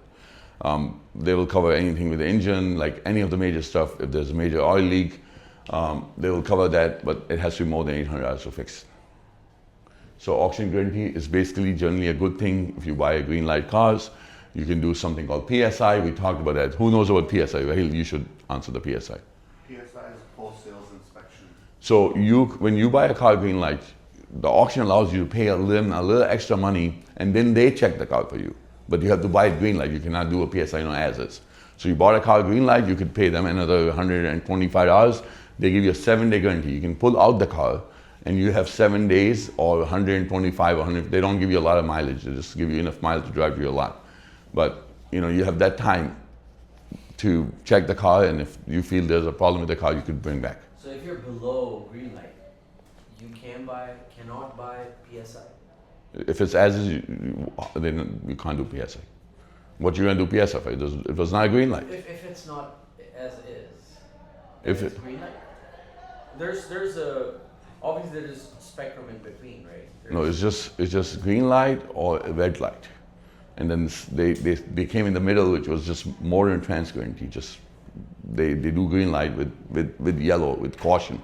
Yeah. So if there's an announcement, that's yellow light. What was yellow light? Yellow light is announcement. I taught you guys. So if there's always a yellow light on, yellow light means there's an announcement, like TMU, or it can be any announcement. You also mentioned when you buy. I told you guys about the time frame of PSI. What's the time frame? I said it in every session to 6 days. You so- have to declare it before you pull the car out, but then. Right, Okay, so you you're have- confusing yourself. It Let's. has to be the same day, and then the time runs up. Okay, you're confusing two things together. Let me clarify you this. So if you did a PSI, first thing, you cannot pull the damn car out. If you're doing a PSI, you cannot pull it out until the auction tells you the PSI is done. Then you can pull it out. Okay, you have to do the PSI the same day. But you have to ask for it the same day. Yes, you have to ask for the same day. It has to be done the same day before 5 o'clock. And you cannot pull the car out. Let them do a PSI, you pull it out. And you have that, then you have that PSI guarantee. Now the other scenario is you bought a car green light. You didn't do a PSI. But you check the car and the car has problem, then you have to go arbitrate it right away. It's called arbitration. Like you go, you don't want to spend money on $125. You know the engine is bad. For sure it's bad. Or trans is not shifting. For sure it's bad. You just go to the arbitration department, tell them you bought the car, green light, the transmission is not shifting. They wouldn't, then they won't charge you the 125. They will, you arbitrating something, they will check it. If it's bad, they will kill it. In our term, what kill it means? Just, no deal. Cancel the deal. Void the deal. Nothing. Kill it means there's no deal. So when you buy a car red light, it's as is, you accept all responsibility. Other than announcements, like announcement means, like I said, the miles are not right, or if it has a rebuild history, or it has like something major which an auction didn't announce, then you could fight with that, or if they didn't give you the title within the time frame. So most of the auctions, they have a rule of 29 days. So when they announce, like when blue light is on, that means the title is absent. But a lot of auctions, they don't, this is something we don't really spend too much time. But title absent, most of the cars, 90% of the cars when they run in the auction, the title is absent. But title comes in. So that's not something to worry you too much. But if they say TA 4 to 6 weeks, you don't want to buy it because that'll make your money stuck for a long time. If it says TA 4 to 6 weeks, you don't want to buy it. Because that means that you... Blue light, you said? Or Blue light. Blue light, yeah. Title absence is blue light. Yellow light is caution, red light is as is, green light is green light. With the green light, so I feel that there are stages. You bought the car and you did not get the PSI, let's say. But there was a stage that if it's $800 or more, that you may have to spend on maintenance. Okay, I'm gonna pause the class. Because 2 mile unknown, we talked about it, if bid, we talked about it, what's if bid? What's if bid? Okay, we talked about it. Okay, we talked about it. If bid is when you buy a car at the auction, and they said you are the highest bid, they took your number, but it's not sold to you. It's on if. If means the seller has to approve it. That's normal in a dealer auction. And then they will call the seller, tell the seller, okay, Mr. Seller, we have this offer. If they approve it, then it gets sold. Then it will show in your account. In Manheim, it will show in your account as if. It won't show as purchase. But as soon as it's done, you will get an email that it's purchase. So if bid is a normal thing. Like many dealers, the new car stores, they're not there at the auction. So the sales rep, the auction people, after they run their cars, they will text them or call them, and then they will sell the cars. So that's normal. Do you know if you won the car on this? They will tell you sold or sold within if you know right away. The auctioneer, Is it like a reserve not met? yes, reserve not met. So auctioneer, when he's doing his bid calling, he will say sold, or he will say sold with an F. Like you'll know that it's sold on an F. That's normal. Buyer fees. So I said in every class that the biggest expense you have after the bid amount. What's the biggest expense after the bid amount? The auction. Buyer fees, auction fees. So your brain has to think all those things. The dealership has a lot of expenses. Even wholesale license, you have expenses. What's your big expense? You bought the car at the auction. Then you have buyer fees. Then you have transportation charges. All those are your expenses. If you do the PSI, that's the charge too. All those are your expenses, even though you're a wholesaler. You don't have an employee, you have all these expenses. That's why when I stress to you that we have to make money on the car, there's a lot of hidden expenses which you don't even see. But because you are salespeople, they don't even see what all the expenses are. But the owner knows what the expenses are. So transport is another one. Then online platforms, we talked about AC, we talked about OpenLane, he's going to do OpenLane. Manheim is they have something called similar costs where you can bid online, but it's a live auction. You're just sitting online bidding. How do you keep track of all of the expenses by car? So some cars you'll get PSI on, others So if you're a small dealer, you're starting out, you just use the software and add every expense in the software. That's the best way to do that. For you guys, it'll be great to just use the software because you guys don't have 1,500 cars like me. So it'll be easy. For me, it's very hard because I have to hire more employees just to do that shit. So, but for you guys, it's easy because you just one dealership, few cars, or you're starting out. Just use the software to, and there's Zeus can do that. The one we use, you know, and you can use Zeus for the wholesale too, or you can get Phaser, or you can get anyone. There's a lot of softwares out there. You can use that as a wholesaler also, and they charge you only $100, $150, and all your record keeping, everything is in there. Your police book is in there. So police book, remember I talked about police book. Police book is something which is required. But you know, all these, when you take the class, they will talk about police book. Police book is it's a data which you bought the car from one point and who you sold it to. So later on, any state authority, any law agency can come to you and say, hey, who you sold this car to. So if you don't really have a software with inside like who you sold the car to, or you don't, back in the days we used to have a book, it used to be called police book. We used to handwrite everything. There was no software, so we used to write who you bought the car, who you sold it. Because they could ask, first they want to know, normally if there's a problem, they want to know who you sold the car to. But then they could ask where you bought it from. Maybe the problem was from where you bought it from. We had a story like that where we bought a car from Wisconsin and it was stolen in Wisconsin somehow, and then it was cleared, but it was not cleared or something like that, and then we sold it, and then the people who bought the car from us, they had an issue, and their car got stolen. They went to the police, and police said this is already reported stolen. Because it was never cleared from Wisconsin or some stuff like that. So shit can happen. That's why you want to have the police book. You want to have your record keeping good. Smart auction. We talked about like smart auction is online auction, dealer marketplaces. OVE is the marketplace. Like it's like eBay. OVE is like a silent auction where you know there's nothing, no bidding going on. You could just go and buy it now. So why online auctions are popular? Because you don't have to travel, you don't have to do this, you can be sleeping. Even a kid can buy cars, like I told you guys. My son can buy a car with my app. I taught him. I will show you guys one car he just bought. And How old is he? he's at 10 only, 10. So, you know, anyone can buy cars, you know. Shame on us.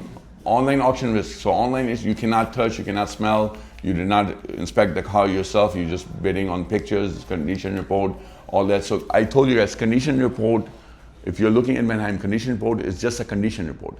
Condition report means how the car is just like, if there's a scratch, if there's a dent, if the car has mechanical issue, the condition report won't say that. On Manheim condition report, on ADESA, but Opelin or ACV, their report shows you all the mechanical issues. They do mention that. If whatever they check, they write it down. But all I'm saying is if you're buying from Manheim, which a common mistake we have done many times is there's a CR of 4.5. So I told you guys 1 is the worst, 5 is the best. So we bought a car with a 4.5 CR. CR means condition report. We bought a car with a 4.5 CR, and the next thing we know, the car has bad engine, bad trends, because CR would not mention that. CR is only based for how the car is cosmetically. If there's no scratch, no dent, for them it's a 4.5 CR. But the car can have engine tuck, or transmission not shifting. So CR does not mean anything. You could go to Manheim and see, oh, I bought a car 4.0, and then you go check the car is messed up. And that happens all the time. So don't trust just the CR number. A car can look cheap online, but when, you know, by the time you do the fees, transport, or all floor plan, okay. So we're gonna talk about floor plan really quick here. You remember what the floor plan is? Mm-hmm. Okay, tell us. So the floor plan is basically you involve the bank to finance you on the car, and there is a certain amount of days that is basically counting downwards where you have to sell the car. If you don't, then I think that APR would increase the... APR would not, they just want you to pay off the car. It's called term. So basically, floor plan is something which is bank which pays for your car. You bought a car at the auction, they pay for you. They already have an agreement with you, and they have a term plan. The term can be 90 days, 90 plus 60, 30 plus 30. It can be anything. You could make a bad deal with floor plan and kill yourself. So when you make a deal with floor plan, you want to talk to me before you sign that agreement. Because after you sign it, you're already committed to something. But floor plan, you make a deal If you have a good credit, you have a equity in your house, you own a house, you have value in there, the bank will give you money. And then you just have to use your brain, get the best deal from floor plan company. And then once you start the business, you just make sure that think of that money as your money. If you think that money is free money or it's coming from sky, you're never gonna win. So when you're bidding in the auction, don't think that, oh, I got the money from my uncle or my mom and dad and now I'm gonna mess it up. You know, it's your money, you're gonna pay for it. It's not your mom or dad money, because people tend to mess up their mom or dad money. But it's your money, and you are obligated for it 100%. You have to even pay fees on top of it. So it's gonna cost you more, you know, if you're using the floor plan. So you have to be smart enough to use it. There's a term, normally, you know, there's 60, 30, 60, 30, 30, 30, and it can be a fees, and like they have something called fixed, where they can charge you no interest and just give you a fixed dollar amount. And then they do audit once a month. If they come and they don't find their cars, they're gonna tell you like 5 days you have to find a car. Otherwise, they're gonna repo all the cars and they're gonna put everything on your credit. So you have to make sure you pass the audit. They do once a month audit to check that you have their shit. They're doing per car, or they're doing. Like, They're gonna verify every damn car. Well, I mean, what I'm trying to say is that you buy like one car, you say this is for 30 days, the term I want. No, you cannot change the term. The one time you have a term, that's done. Okay. You cannot pick and choose terms. Terms are chosen when you sign the contract. Okay. So After that's the what I wanted to understand, that they're giving you out one term on all the cars that you're buying. Whatever contract you sign, that's done. That's your contract. It cannot change on every You car. could still buy a car with floor plan and without, so you could choose. Yeah. Right? You could pay the auction yourself, or you could say, okay, I'm flowing it. Sure. It's like, you know, you're giving the check, or you know how you payment. When you buy a car from the auction, they will tell you how you're paying for this car. Okay, let's flow with next gear, flow with this, you know. Next gear is a bank, flow with this, you know, and that's normal. So it's like a running loan. It's not like for every car you're taking a loan. No, it's a running loan. It's like credit line. Credit line. Yeah, you got the money and it just keeps moving. You keep paying off cars. You keep getting the money a So the little money, bit. let's say you get 100,000 from them, and you buy a car for 10,000. So You still have 90,000 to play around with. you will pay on 90,000. No, you still have 9,000. But You're you will pay. only on that Pay one for car, car, on one car fees. Okay. I told you guys, a car can cheap, like I said, teaching point, only online auctions save time, but they do not remove the risk. Do not bid online until you understand the platform. So we're gonna have, Asim talk about the platform, and he's expert in OpenLane. Usman is expert in ACV. You know, that's why we had him play with it a little bit. And I know both, but that's not something I do all the time. I'm expert in physical buying, like in live auction. They're not going to be that much expert. I have more knowledge. I'm more active in that platform. So maybe a question for both of you, right? As us who are just gonna start out and we say, okay, online works better for us based on a schedule, would you recommend starting out on one and mastering that, or how are they different, or? So best thing is start with one. Start with one. Like, and for beginners, I said start with OpenLane and ACV. Just start with online auctions only, because physical auction is a different ballgame. You can do CarMax too a little bit. Yeah, you can do CarMax. We can talk about CarMax. But what CarMax made is you- still a live auction. What made you choose OpenLane versus ACV? Like, why do you have a preference for OpenLane? Why, I used to sell on OpenLane a lot, so I got used to the platform, that's all. You Now, just now like I'm your- buying an ECV, but I Okay, I will tell you what's the difference. Why some people like ACVs, why people don't like ACV. So when you're bidding on ACV, there can be a car with the auction for 2 hours. So the bidding happens for 2 hours, and then it extends the last 3 minutes, right? So you could be on an ACV, you're buying a car, and then, like I said, your wife called, you got busy, and you missed the car. It happens all the time in the ACV. But on OpenLane, after the first day, all the sellers, they put what they want. So you can just go there and buy the car right now. If he see a deal right now, a good deal, he'll buy it right now. And khalas, done. So there's a buy now. You won't think too Huh? much, you'll just buy it. OpenLane. Buy it. Or It's a good deal. or the seller will give you a counter. Like you already gave your offer on OpenLane, and seller give you a counter. And then you know what sellers are good. So So you know if you're paying a little bit more money on the Okay, car, you know the seller. let me finish the thought. So seller gave you a counter. Sorry, seller gave you a counter. You are the only one who can buy that for first 15 minutes. So if he gave the counter, you are bidding on one car. You have the rights to. No one else can buy that car for first 15 minutes. So you got a counter. You will get a text. You will get an email that you was bidding on this car. You got a counter. Now you have 15 minutes to just go and accept his offer, and khalas, you're done. So those are the things which are better in open lane sense. You could buy about cars much easier. ACV takes long time. Those are the bad things. And then open lane also came up with a new feature where they do absolute auctions, which I told you guys, it happens every day at 3 o'clock. So they have something called absolute sale where they do a live sale every day. Like all the cars get sold. Like whatever cars they have on absolute sale, they're going to get sold for the highest bidder. So that's bidding. That's bidding. You are bidding on it like something like ACV, but it's not like a crazy. It's not like 2-hour thing. We know if we log it at 2:45 in 15 minutes, all these cars are going to start getting ended. So we only have to play for 1 hour, and we bought 2-3 cars. So we just participate in something called absolute sale on open lane, and that happens every day at 3 o'clock. So how I'm looking at it is that with open lane, you have a very small window. You have to quickly decide, and with ACV, No open lane. oh, you have a small window.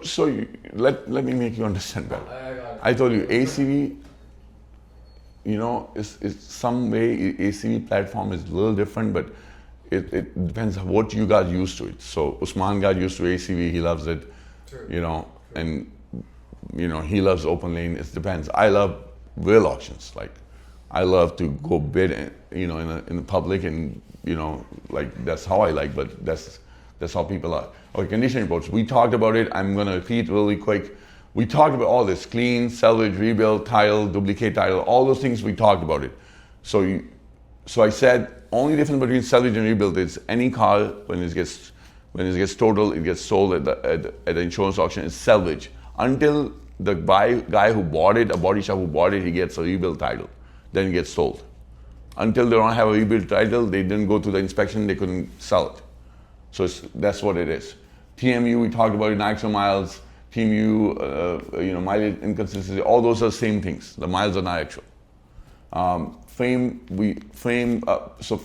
is not going to show up on Carfax. Sometimes if they announce fame check fame, it will say if the auction announced it, but that won't make the title status change. The title will still be a clear title, even though it's got fame bad or fame rusted or stuff like that. So that's why when you buy a car, you're buying your older cars. All the auctions now they have above $3,000. Most of the auctions they have above $3,000. So anything under $3,000 you buy, and it's got frame rust, they wouldn't even cover it. If the frame is bad, they wouldn't even cover it. So it has to be more than $3,000 for you to arbitrate it. The dollar amount has to be higher to fight for the frame. And then small cosmetic shit, tear, wear, wheel, tire, nobody covers nothing. There's something nobody cares about. And then you have like a lot of these, like open lane now it came up with a feature that you can hear the engine. Even ACV has that now too. Before then, when we started buying an open lane, they didn't have that feature. It was backup before, Yeah, but now they even have a feature. They have a recording of engine noise, and they even have AI telling you if there's an engine is normal or not. You can tell when the sound is okay. You don't even have to tell. The AI is helping you. AI, they even have AI on top of it, telling you. I'll show you on there. Yeah, it's very easy. It tells you like, Yeah, if there's I'll engine roll noise. detect it and then So show you. basically, like I told you, announcements are very important. When you're buying in a live auction, you could see a car you want, you love it, but they could be on the last car. So you always have to look at the screen, what's there, and the car. You have to match if it makes. Like we got messed up many times where the car was here, but they was bidding on the last car, and we ended up buying the last car. Or we came from another lane, we didn't have a time to really see what they are bidding on, and we bought a wrong car. So that happens all the time. So you have to know that, and then you have to be in the lane before the car came in, so you hear the announcements. Because you checked the car last night, there was no announcement. But now when it came in the blog, they add some announcement. So you want to be in the lane before the car came to the blog, the auctioneer started, if you're doing the live auction bidding. And then if you're doing the online auction, then you want to see what announcements are there. and he will show you what the announcements are. How to buy the right vehicle, know the retail market value. So like, what I play with, I look at the Carfax retail. But if you're a small dealer, a day before you write your numbers, like these are the 10 cars I'm interested in, what's the wholesale value, what's the retail value? And then you can have your plan. Like, I'm gonna go tomorrow, I know how much I can sell for, how much I should buy it for. Like I said, that's what it is, buying rules. Like you gotta have a whole, the wholesale value. If it needs repairs, what that is. Always look at the history report. Check, if it has any lights on, and never ever do emotional bidding, which I do, but I will never recommend you do that. Emotional bidding is you just start bidding and you just gotta hang up it and Still do it? I still do it. The specific color is always. Yeah, if it's a red color, nobody can get it. It's my color. If I'm bidding on a car which is red, nobody can get it. So that means it worked for you. It works for you. It works for someone who is buying a bigger volume. It didn't work for me when I first started. I got messed up in right away, and then I become like a very slow baby. I would not buy anything, one car at a time, slow, relax, understand everything. Then I started buying only Cadillacs, which I knew I would have a number to bid on. But then when I grew up, then I become an emotional buyer again, because now I look at the volume, how many cars I bought in one day. So I could buy 30 cars in one day or 20 cars in one day, and maybe 3 or 4 I pay a lot, 3 or 4 I got good deal. So I look at it how I did overall. So when Like- you start bidding on a lane, does everyone just walk away? Oh no.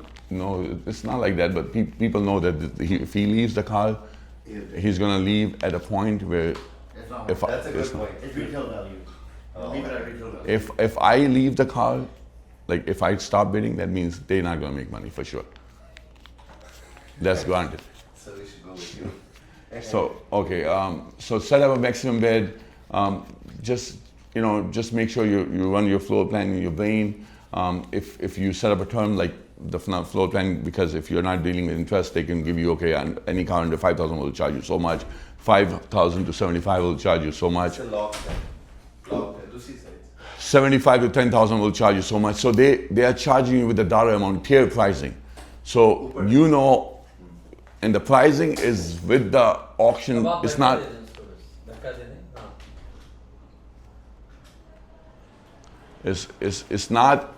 It's not on a bid amount. It's with the fees, auction fees. So if together your auction fees, if your tier pricing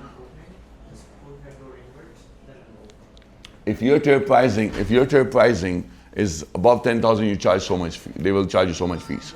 So okay. So let's say I made a deal with my floor plan, and my deal was so many days. Like that's one thing we call it term, but then something we call tier. What's a tier? Tier is 0 to 5,000, so much fees, because they don't want to give you one small amount for any dollar amount. So because we're not paying interest, so they want to have tiers. 0 to 5,000, we're going to charge you $150 for 9 days, Mr. Maji. 5 to 75 will charge you, $25 more. If it's 75 to 10,000, will charge you so much. So they are going up on a dollar amount as my bidding amount. It's not bidding amount; it's the total amount we paid at the auction. So if I paid 10,000, if let's say I bid 95, and the auction fees is 600, that becomes $10,100. So it went above 10,000. My floor plan fees went higher. So when I'm bidding at the auction, I'm trying to understand that where my tiers ends. So if sometime I will leave a car right at my tier. Let's say if my tier is above 25,000 so much, because above 25,000 my number goes crazy. So I would like to stop bidding at 24.2 if I'm playing at a car which is around that price range, because then I want to be paying my floor plan, the fees I have for under $25,000. Because if I bought the car with the fees for $25,200, my floor plan cost will be much more. So I plan that when I'm bidding. So you gotta know your floor plan, you gotta know the product, because floor plan itself is a fees, so you gotta know how the fees are working in your brain. And that helps you a lot. That should include the PSI and everything. You can add some auctions, they will not include the PSI as a part of the sale, like they will charge you separate. They call it AR. They will charge you separate for all your PSIs. Some auctions will include on the same ticket, but buy fees goes always on the deal. Alright, so that's a good question. So your floor plan tiers, do they consider the auction fee, the PSI, all of that as part of the Auction fees is part of that amount. It will always be, because it's on the that ticket. would bump me up to the next tier then? Yes, that's what I'm telling you. So you have to know how much the auction fees is. You have to know that, and then you need to know where to stop. You need to know where to stop. That's very, very important. And then do not ignore the transport details. So some cars you will see it's a really nice car, good price, but the seats are ripped. So you want to do the upholstery work. You want to fix the seats. So those are the things you have to add. Like, I'm going to do this. Like, this car is nice, low mileage, but I might have to get the seats fixed. And there's people for that, like who will come fix the seats, who will do that, who will do this. So it's just extra cost for you. And then I always tell you guys, like Toyotas, Hondas, I like them. I like the vans, like family SUVs. Those are the things I like. Like, I like clean trucks. I even buy high miles for him, but other locations I buy low miles. Cargo vans if the area has a demand. So all these are my word for you. If you always ask me like what to buy, so this is the items I like to buy. High risk for beginners is never buy a German car like Audi, Mercedes, BMW. You don't want to play with them. You don't want to buy anything with announcements. You don't want to buy you just don't want to buy problems. Like, if there was an announcement, you don't want to stay away. Like, you're new, you don't want to play with any announcements. I will give you guys all 5 sessions. Sorry, what do you call a high mileage luxury German? So German car. Audi. What's BMW. how high mileage for you? Anything All above those 130 is high miles. 130 is 140 is anything goes above is great. So if you buy something for 80, 90,000 miles, but you better not buy. If you're a starter, don't buy. Don't buy it. Oh. Don't buy Audi, don't buy BMW, don't buy Mercedes. I know you like it, but don't buy it. Between like 60 to 90,000. Don't buy what you like. Don't buy what you like. Simple rule. Don't buy what you like. Don't buy what you like. That's a good thing. Buy what you sell. Okay, only this guy can choose what he wants to drive. No one else can choose.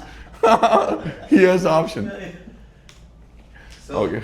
you buy what you like. And he drive what he likes. I'm the driving is No.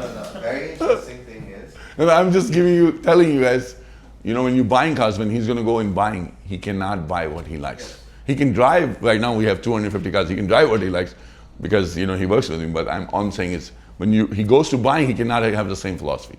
He has to buy what he sells, what I am saying. what he is, thinks. On a lighter note, that you buy what you like, and you do emotional bidding, and they both work for you. And we Yeah, but are I all buy supposed to do that. Right. volume. Yeah. I buy volume. You guys are starting out. If you do emotion bidding, you're gonna be gone in a second. Nobody will know you as a history. So don't even do that. And I didn't do that in the start.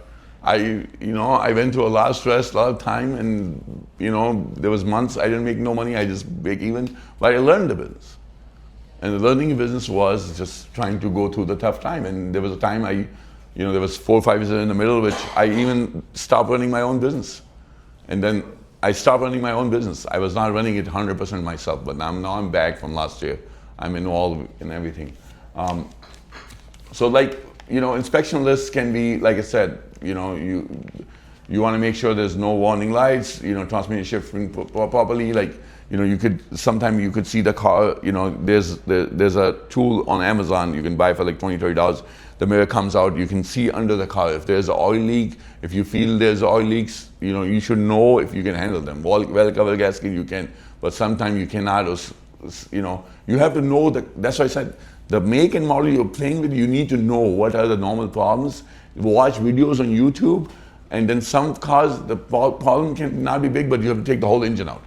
Then it's a lot of labor, and you cannot do that. So it's just headache. Simple math is auction. If we bought a car for $8,000, auction buy fees was $500, transportation $300 is high, but if you're buying from like a distance, then $300 is normal.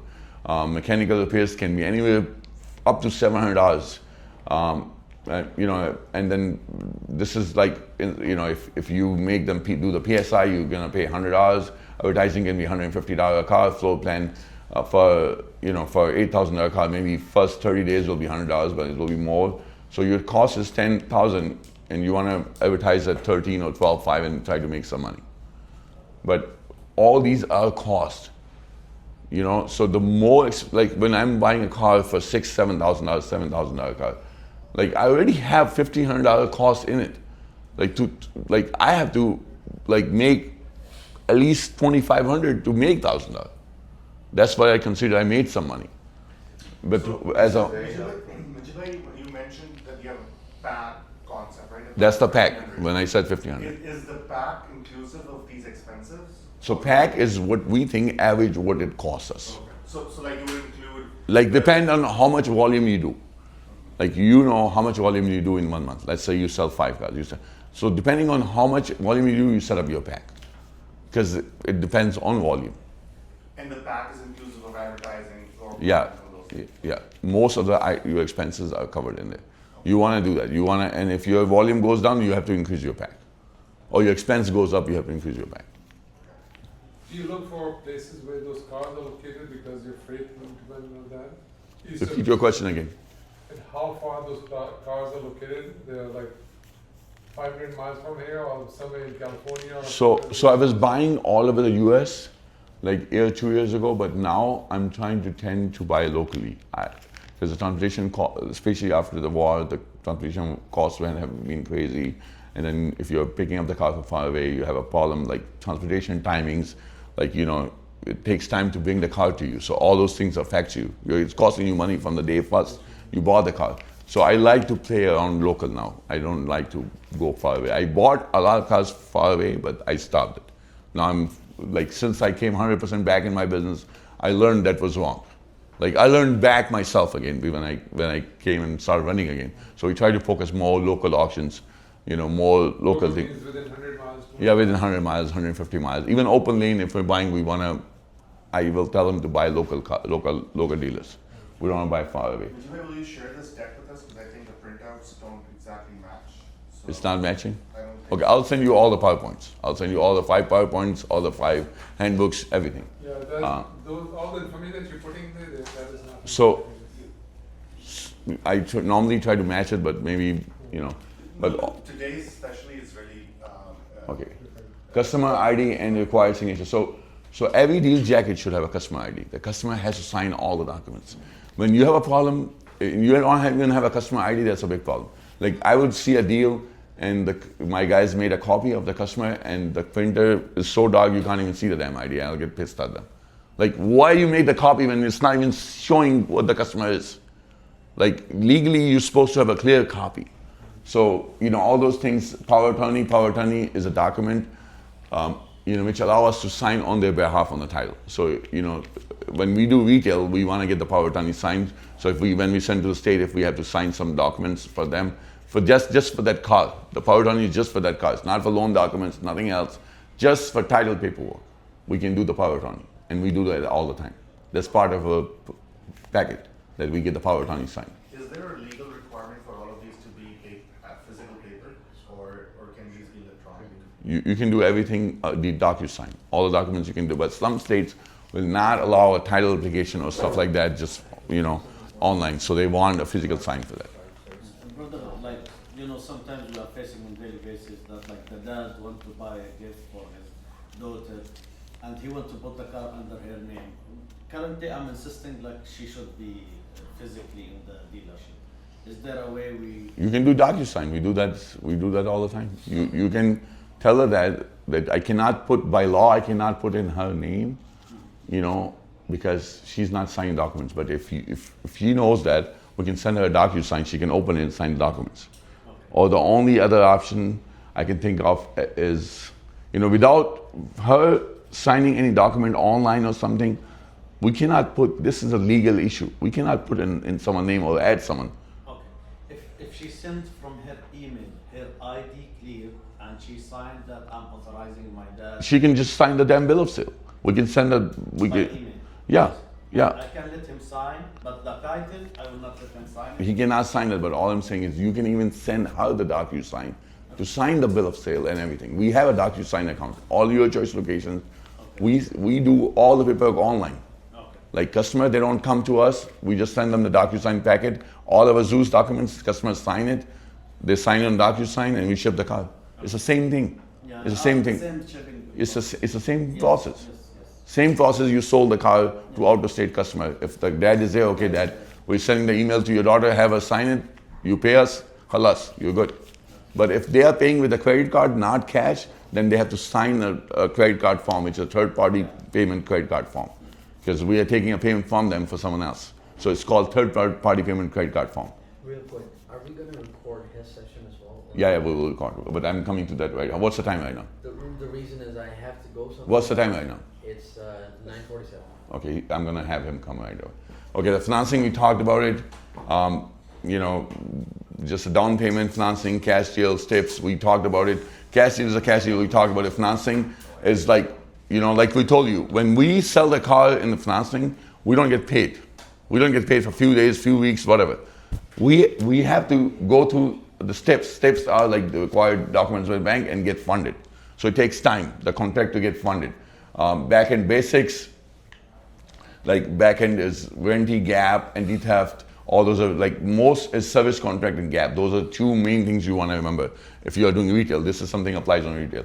Advertising, you want to make sure your advertising is clear, it's not misleading. Any states have law about it. So, and then whatever you text, email, is professionally, because you know, so if you're texting someone, if you're writing something, that's, you know, something in writing really, you know, matters because it's in writing. So you make sure whatever you're writing it makes sense, and ask for reviews. You want to have a happy customers. You know, your ratings really make a difference. And then when you ask for a review, if you tell a customer, can you review my company or something, they won't do that. The best way is, can you please share your experience? That's the best wording. Can you please share your experience from today? Those wordings help, because if you tell them review, they don't like that. But sharing experience, they might think about it. And then if you give them something, like if you have a little gift bag, a coffee mug or something, when you start your retail business, that helps a lot. Best practices are greet customers when they come in, give them a bottle of water, talk to them nicely, have them sit down, talk to them about the condition of the car, you know, if they drove it and the hard tires are making noise or the brakes are squeaking. Because the car's sitting, the brakes might squeak, so that's normal. And do not overpromise anything, only promise what you can deliver. Some of our locations have something called IOU, where we write down what we owe them when they bought the car. And mostly we like to not do IOU, we like to just give the money off and call it a day. We don't want to deal with problems later. We just want to be done or fix the problem right now, or tell them, give us a deposit, we'll fix this problem and come back and pick it up. And then common beginner mistake of buying without checking the market value or ignoring auction fees. Auction fees is, remember, auction fees is damn there. And then on top of it, there's transport fees, then repair issues, bad buying. Is, you know, titles never bid emotionally, which I keep telling you guys, don't do that. Thinking every cheap car is a good deal. Not every cheap car is a good deal. So you know, and then some dealers, what they do is, if they have to, like in Indiana, we have to pay sales tax at the end of the month. So they use that sales tax money with the business, and then at the end of the month, they have to pay the state $10,000. They don't even have it. They sold so many cars, and they're check bounce with the state, and they have a problem. So some states, even Illinois, you know, we could pay the sales tax. You know, if you're using a veto software, it allows you to pay later. But you got to make sure that whatever sales tax money you owe for government money, you have money for it. You cannot use that's their money. And then do not try to go too fast, because eventually, at the end of the day, it's not. I did that experience. And it was just making money from one place, losing money from one. It was just a nightmare. So you rather just do one location, run it right, and try to make the most out of one location, and you know, and then don't let the inventory sit for a long time. You want to move the inventory. You know, inventory have to move. If the car is sitting there for a long time, if it's old, it has to move. Number of days are important. The fresh car, you have to make money. If you put this car online, the customer come in, you don't want to lose them, but you want to make money. This is the car, you want to make money. If the car is sitting for more than 150 days, you have to make a deal. Just get it away. So the deal is like fresh cars have to make money to offset your, like, you know, your overall monthly profit. Like, you know, and then we talked about the floor plan before in detail. Why dealers use floor plan? Because they need money. You know, they just need help, and you know, it's not free money. Every unit has interest, fees, all those things. You know, floor plan math. We talked about it. You know, you're gonna have, you know, you gotta add the floor plan cost in there, and you have to make sure your expenses, because that's there. Floor plan is one of the biggest rules for floor plan is that you have to make sure that you know your term. You know, you have to pay off the car within a term plan, so you know when your payoff is due. Don't buy too many cars on the credit. You know, go slow. But just, you know, if you have 10 car space, don't buy 15 because you have a floor plan. Just don't think floor plan is extra money. Just don't keep the cars for a long time. You know, if you have a car on the floor plan, like you know, like my locations, when someone called me and it's a $30,000 unit, and sometime I don't make a lot. Like we just made $1,500, but it's an expensive unit, and we got the customer. We are doing the deal. Let's just make some money, because if it sits for a long time, I'm going to get killed. So sometime I will make the short. It's just sometime I'll get a call and I'll give a big discount just to call it a day. So learn your floor plan. The action plan is like if you have a floor plan which is 30 days, 60 days, you know, with the floor plan, and then you know your own action plan. Like you guys have action plan, so you all should have action plan. What you want to do in next 30 days, 60 days, 90 days, when you want to open up your dealership, you want to have your own personal plans. So from now, decide like 90 days from now, I want to get prepared for license. You know, just like if somebody wants, they get a license, and they want to come to our dealership, they want to see the jacket, they want to see all the documents, we can show them. But you know, you gotta get to that point, and then we can show you those things. If I tell you today I will go through the whole jacket, I did not bring it, because the reason is that you will forget. So it's better you get your license, and then you can come to us, and we'll take you through the whole process. And then just, you know, this is some personal questions, but I'll show all 5 sessions in the handbook and the PowerPoint.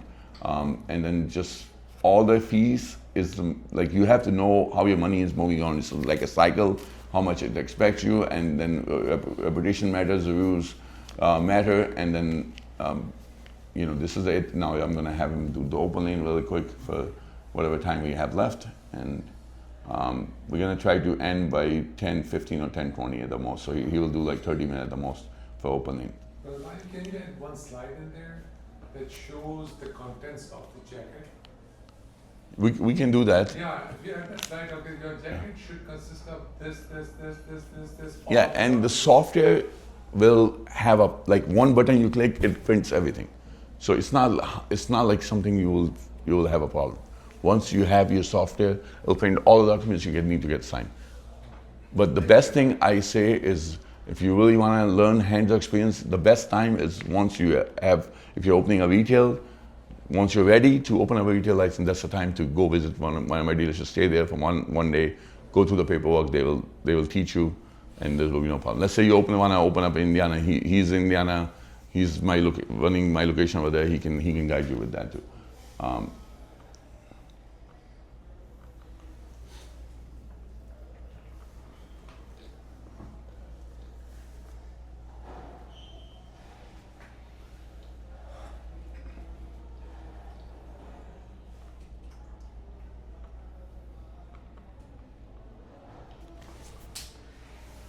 I don't. Predicted price now. Huh? Okay.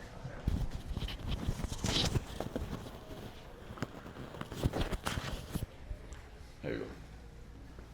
Internet's very slow. Just Oh. put in there.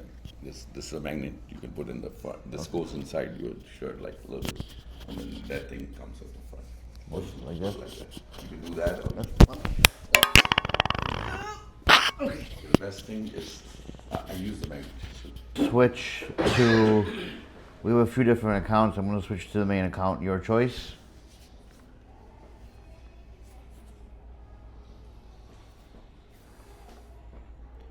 So there's 2 different type of platforms on there. One's marketplace and one's auction. Okay, do the one color checkout real quick so you can see the checkout part. Oh.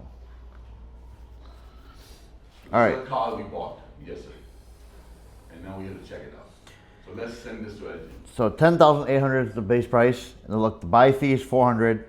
And if we're ACHing it, they take the money out when the title comes in. They charge us $20. So this is delaying. This is delaying the payment pretty much until the title comes in. If you don't want to pay the $20, they take the money out the next day. The ACH initially they check out, then they will take a money Yeah. right away. So I use the $20. And so this is when they receive the title and then they're gonna send it in the email. As soon as they receive the title, they take the money out. Yeah, and they will mail the title. They mail the title the next Once day. they get the title, they show on the portal. They will scan the title here on the portal, so we'll see the title, but they will charge us right away. And then another thing you can do is, so I clicked on the car, and when you come down, You could just talk looking at the screen, and then we can hear you. this dealer here, Castle Chevy, usually takes about 17 days to get the title. So I rather do ACH $20. Where does it say that? See, It's right here, Oh. 17.2 days to receive the title. Each dealer's metric is tracked. Each dealer's completely different, you know. So if somebody shows 7 days, then I know that I It- have to do a floor plan if I want. Yeah. But if somebody taking time like this, 17 days is a lot. So I don't want to use the floor plan. What are you gonna do? Just sell the car first? No, I'm getting ACH $20. For $20, I might get 90 days for free. Why am I use the floor plan? Why will you get 90 days? Because That's his average. 17 days, that means that's his average. This guy is normally taking like, it can be At more least than 40 that. days, 35, 40 Yeah. days. So easy, if 17 is So very you good. got free money for the, Like 1 month. 1 month? and you can still sell this car without the title. Like legally, you should have a title, but the state law allows to submit the paperwork in 21 days. So as soon as we sell it, we can call them and say where the heck the title is. We should buy all cars like this. They will come. Yeah. Does that make sense? And this percentage here is success rate. That means the dealer sells But hold 80. on, the car takes time to come in, get ready. So you gotta count those days too. How many days? The shipping can take like 5-6 days, the car getting. It could need body work, it could 10 need, days. yeah. It can be easy 15-20 days right there. For us, like a patient like us, maybe if you have only one car, it's a different story, but for us, it's normally 15-20 days just goes with So, nothing. so for us who are starting out, wouldn't it be nicer to buy, like, or let's say prefer Cars with cars title. with a little bit more of a lead time, or title lead time? So you need to buy 10 cars in order to have this option. If you don't buy 10 cars originally, you cannot get the ACH $20. Yeah. You cannot. You have to buy 10 cars. First Initially, 10 cars. initially they will want you to pay all the 10 cars right away. Okay. Like, there's no ACH $20. After 10 cars, you pay them, you show them you had money in your account for 10 cars, then they will give you option for $20. But if like in the wholesale business, I don't like to buy a car from someone who has 17 days average. If you're doing a wholesale license, you want your damn title right away, you want to keep it like 7 to 10 days, so good. But 17 days is a lot. Because most of them have 7 10 days, but this guy's 17 is. So we're gonna do ACH $20. Let's check out. I'll show you this. So this car Yeah. was an absolute sale.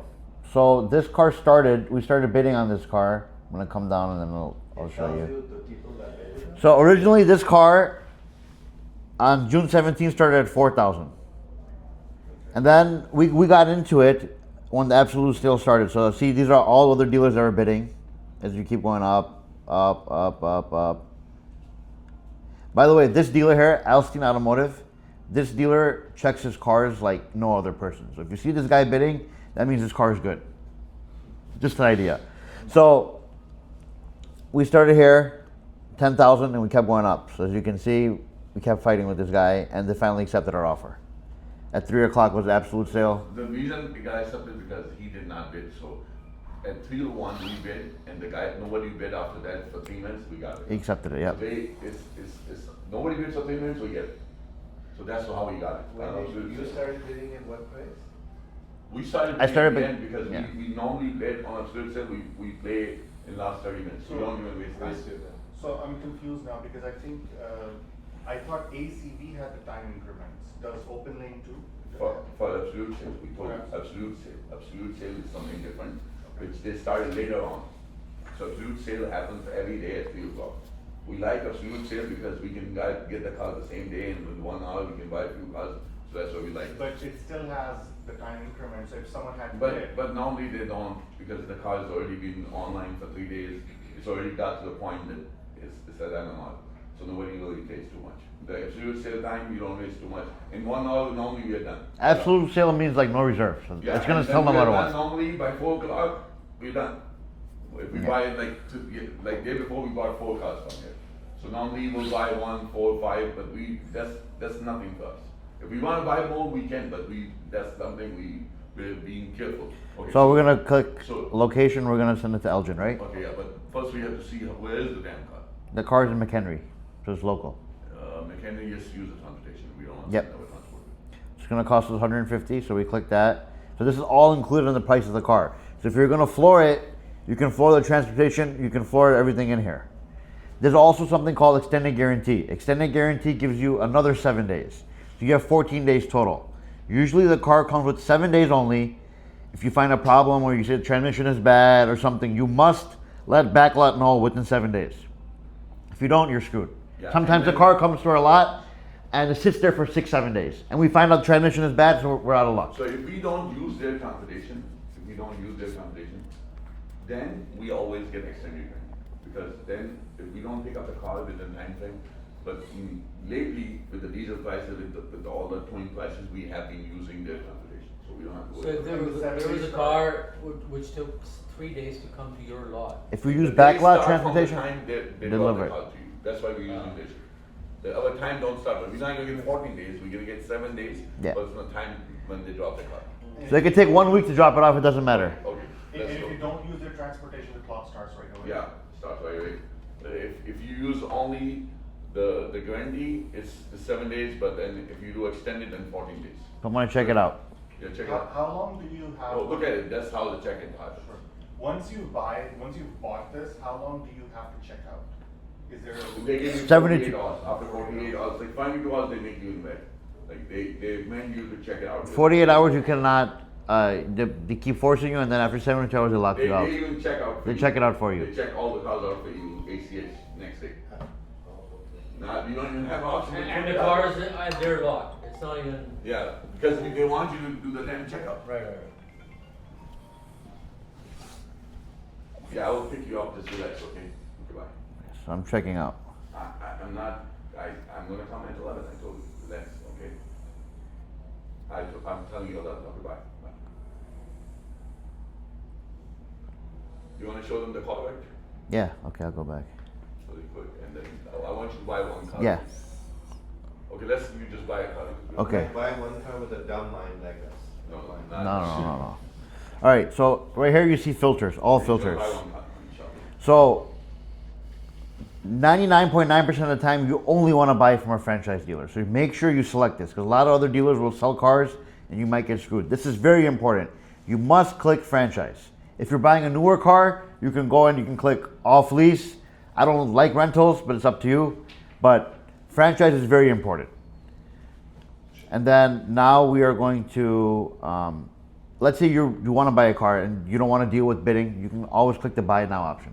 So that means all the cars that are going to show up will have the buy now option. Do you do that? Yeah, all the time. So right now, for him to buy, he has to Okay, choose the car. and now distance. Distance, let's just put 500 miles. You can choose your distance, but I like the range of 500 miles because it's close by, it comes quick. Right now I have to buy a car, so I have to click buy it now. So there's 1,641 cars. Now it depends on the price range or miles, but we're gonna look at everything.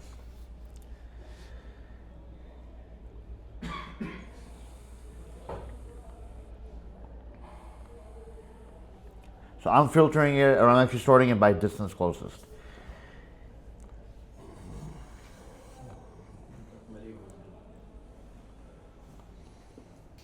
Why is it so slow? Okay, one more thing. Nissan on backlot, 99.9% of the time they're not covering transmission, so stay away. Nissan is famous for transmission. TV fans, Nissan stay So with it. don't buy. Nissan no. Any Nissan. Hey, What about Kia Telluride? Kia, I mean, they're timing chains. Hmm? They're all timing chains Timing issues. chains. Timing chains, timing chains, timing chains. He had a car. Even if it's under like 70,000? Yeah, the timing chain. And then it's not covered. There's no more wear and tear. Also, the rule is 125,000 miles and less, and 10 years and less, backlot will cover the timing chain. Anything above, they won't. The other day we got lucky with the F-150. We convinced them. He's asking a question again. Repeat. Who will cover it? Backlot. But I mean, this platform, open lane. Open lane was called backlot. So We're used to backlot.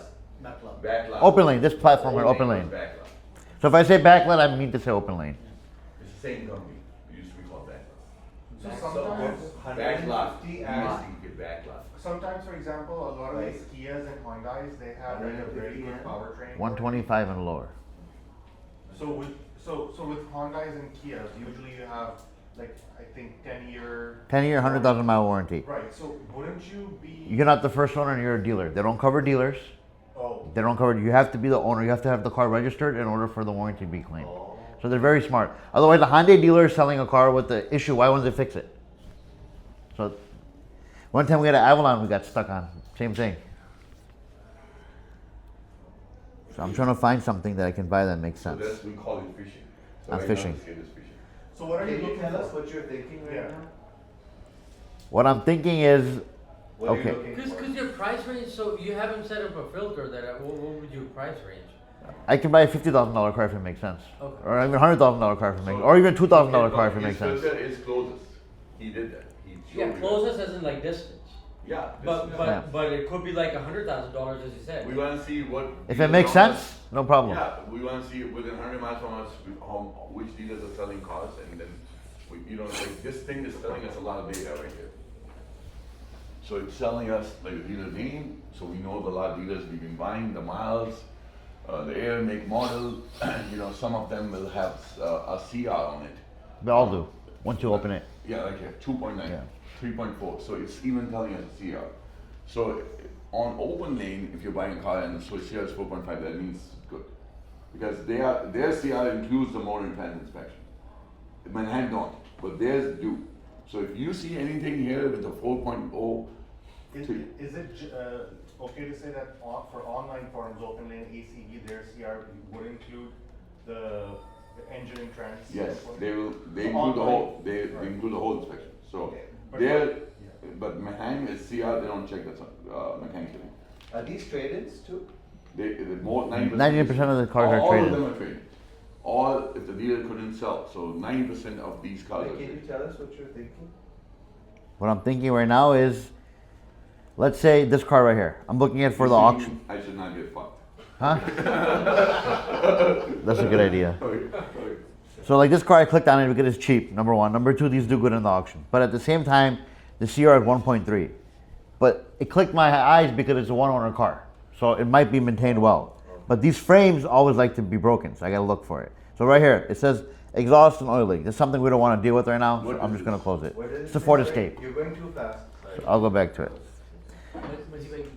Do you have option to select first owner in the beginning? Yeah, So why don't you start with that? no, but it depends. So exhaust leak and oil leak. So something we don't wanna deal with.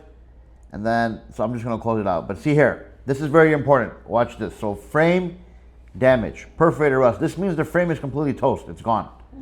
It's junk. So he's just trying to get even $1,500 for junk. This is completely junk. Make sure you always look at this frame and underbody. The CR could be really high and they have frame damage. What do you have to look at, like? The CR report. We just come Well, down. if it's cracked, if it's rusted, if it's damaged, if it's broken. Is that? And it'll disclose it right there. It'll have it right there. It's frame. I mean, Yeah.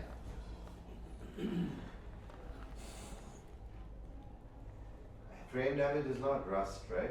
Frame damage could be rust too. So there's two type of frame damages. One is perforated rust, meaning there's holes in the frame, and then another frame damage should be the car was in an accident and the frame was bent and they fixed it. That is still okay compared to the frame rusted. If the frame is rusted, it's completely gone. There's nothing you can do. I think so. So you're telling us what you're thinking. Yeah, pretty much. I'm thinking something that makes sense, and I'll Are explain why you- it makes Are sense. you gravitating towards like make model? No. yeah, because you're skipping a lot Yes. of these F-150s that Yeah. catches my eye because Okay. So first, which F-150 is catching your eye? Just tell me. Like Go this one right here. Upward, go Okay. upward. Okay. Just one more. One Sure, more. Alex, no problem. Well, I mean, I think it was This is below. the left side. Yeah, it was, you were there at the fourth row. No problem. Fourth row. This one right here? So right here, yeah, so it is like 5.0. It is.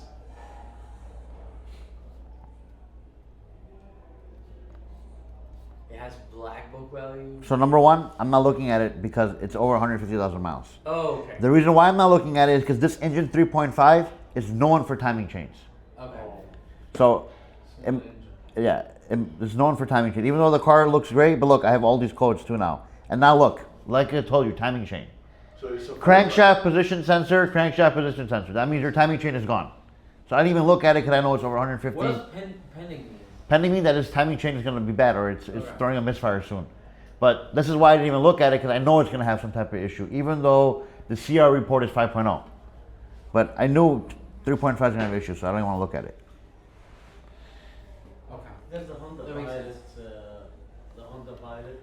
to look at the 100 pipeline. So timing change. So I don't like this dealer, Elgin Kia, Yeah. It's not like for India. but it's not bad. And there's rusted hair, and if it goes to Wild Bills, they're going to cry. And if it goes to Waukegan, they're going to cry. That's it. So there you go. I can't buy. Call us. Yeah. Yeah. So this one has kind of attracted my eye, this BMW here. So let's see. He loves BMWs. Yeah. That's emotional buying, I guess. No.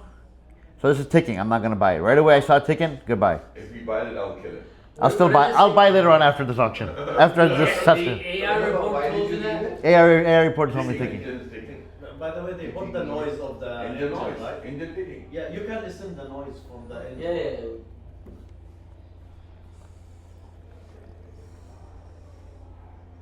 So this process is, we call it fishing. That we are trying to see which car we can buy right now with the protection price they have. Also the Pilot, you can check. What about that Civic? This one, yeah, on the right. 67,000. So your choice is loving Civics right now and Hondas and Toyotas. I don't like this motor, 1.5. If you look up 1.5 in Honda, it's all with head gasket issues. Yeah. Head gasket issues, timing chain issues. Once you research Right here, look, Yeah, possible. possible timing. Yeah. So I didn't even look at it because I know it's going to have that issue. So his brain, like when you say, like he knows what normally these cars are default, so he's not even looking at that. Can you play the engine sound? I just took that. Yeah, I'll play it. So I knew it's going to have some type of ticking or something. But a lot of the times, these cars are direct injection. So they do tend to be a little louder. But if there's an announcement, why risk it? AI, hold on, AI is telling you all this, and all these things. AI is telling you this is a problem. Okay, Trevor? हाँ AI बता रहा है कितनी दफा बता रहा है 1 2 3 4 5 तो कौन से हाँ बता रहा है कि इस सेकंड पे गाड़ी में मसला है आपको मैकेनिक मिल गई आपको AI बता रहा है कोई ये मसले हैं उसने जो गैस दिए तो वो ऊपर छोड़ दिया भाई तो मैकेनिक होना चाहिए ना सीधे शॉप भी होनी चाहिए पैसा भी होना चाहिए So now I'm going to look. Would you rather buy a car that don't need work than need work? You don't want to buy work. And if he buys work, I get really mad. So look, this car, I looked up the Carfax report just to see. So that's The why retail value on this car is $16,900 retail value. If I want to buy it now at $15,800, I have no money to make. Yes. So there's no point even looking at it. Is there an option on here to look at Carfax? Just go direct. No, this will tell you. This will tell you the owners and Did you accidents. scan its win from Carfax? Yeah, I just scanned it from my phone Right, okay. right there on the top. This VIN number right here. Yeah, I saw that. Boom. Okay, let's try to let him buy it. Let's try to not ask him questions so he can buy at least one car we want to buy. You just want to buy a car. Don't you? What about Honda Pilot?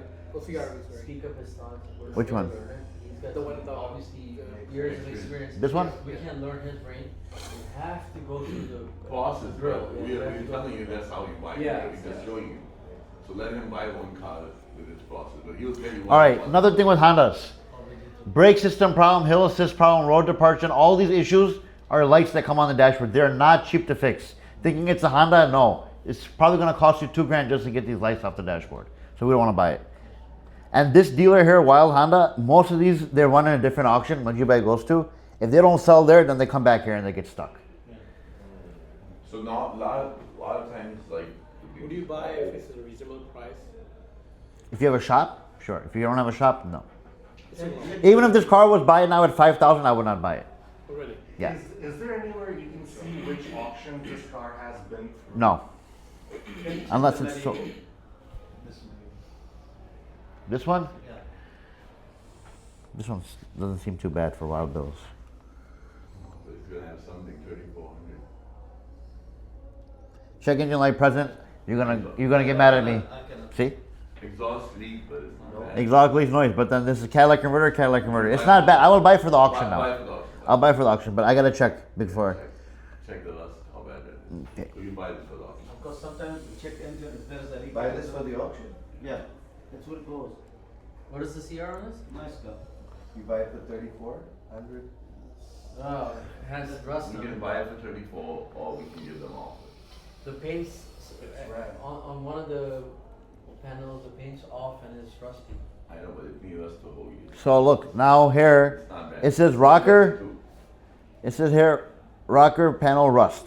Yeah. This is no big deal. That's normal. But, if it were to, remember the Ford Escape I showed you guys earlier? Yeah, it was really. So this frame is clean, so you don't have to worry about it. The frame is clean, but you can see here, Some oil leakage. this is a little wet.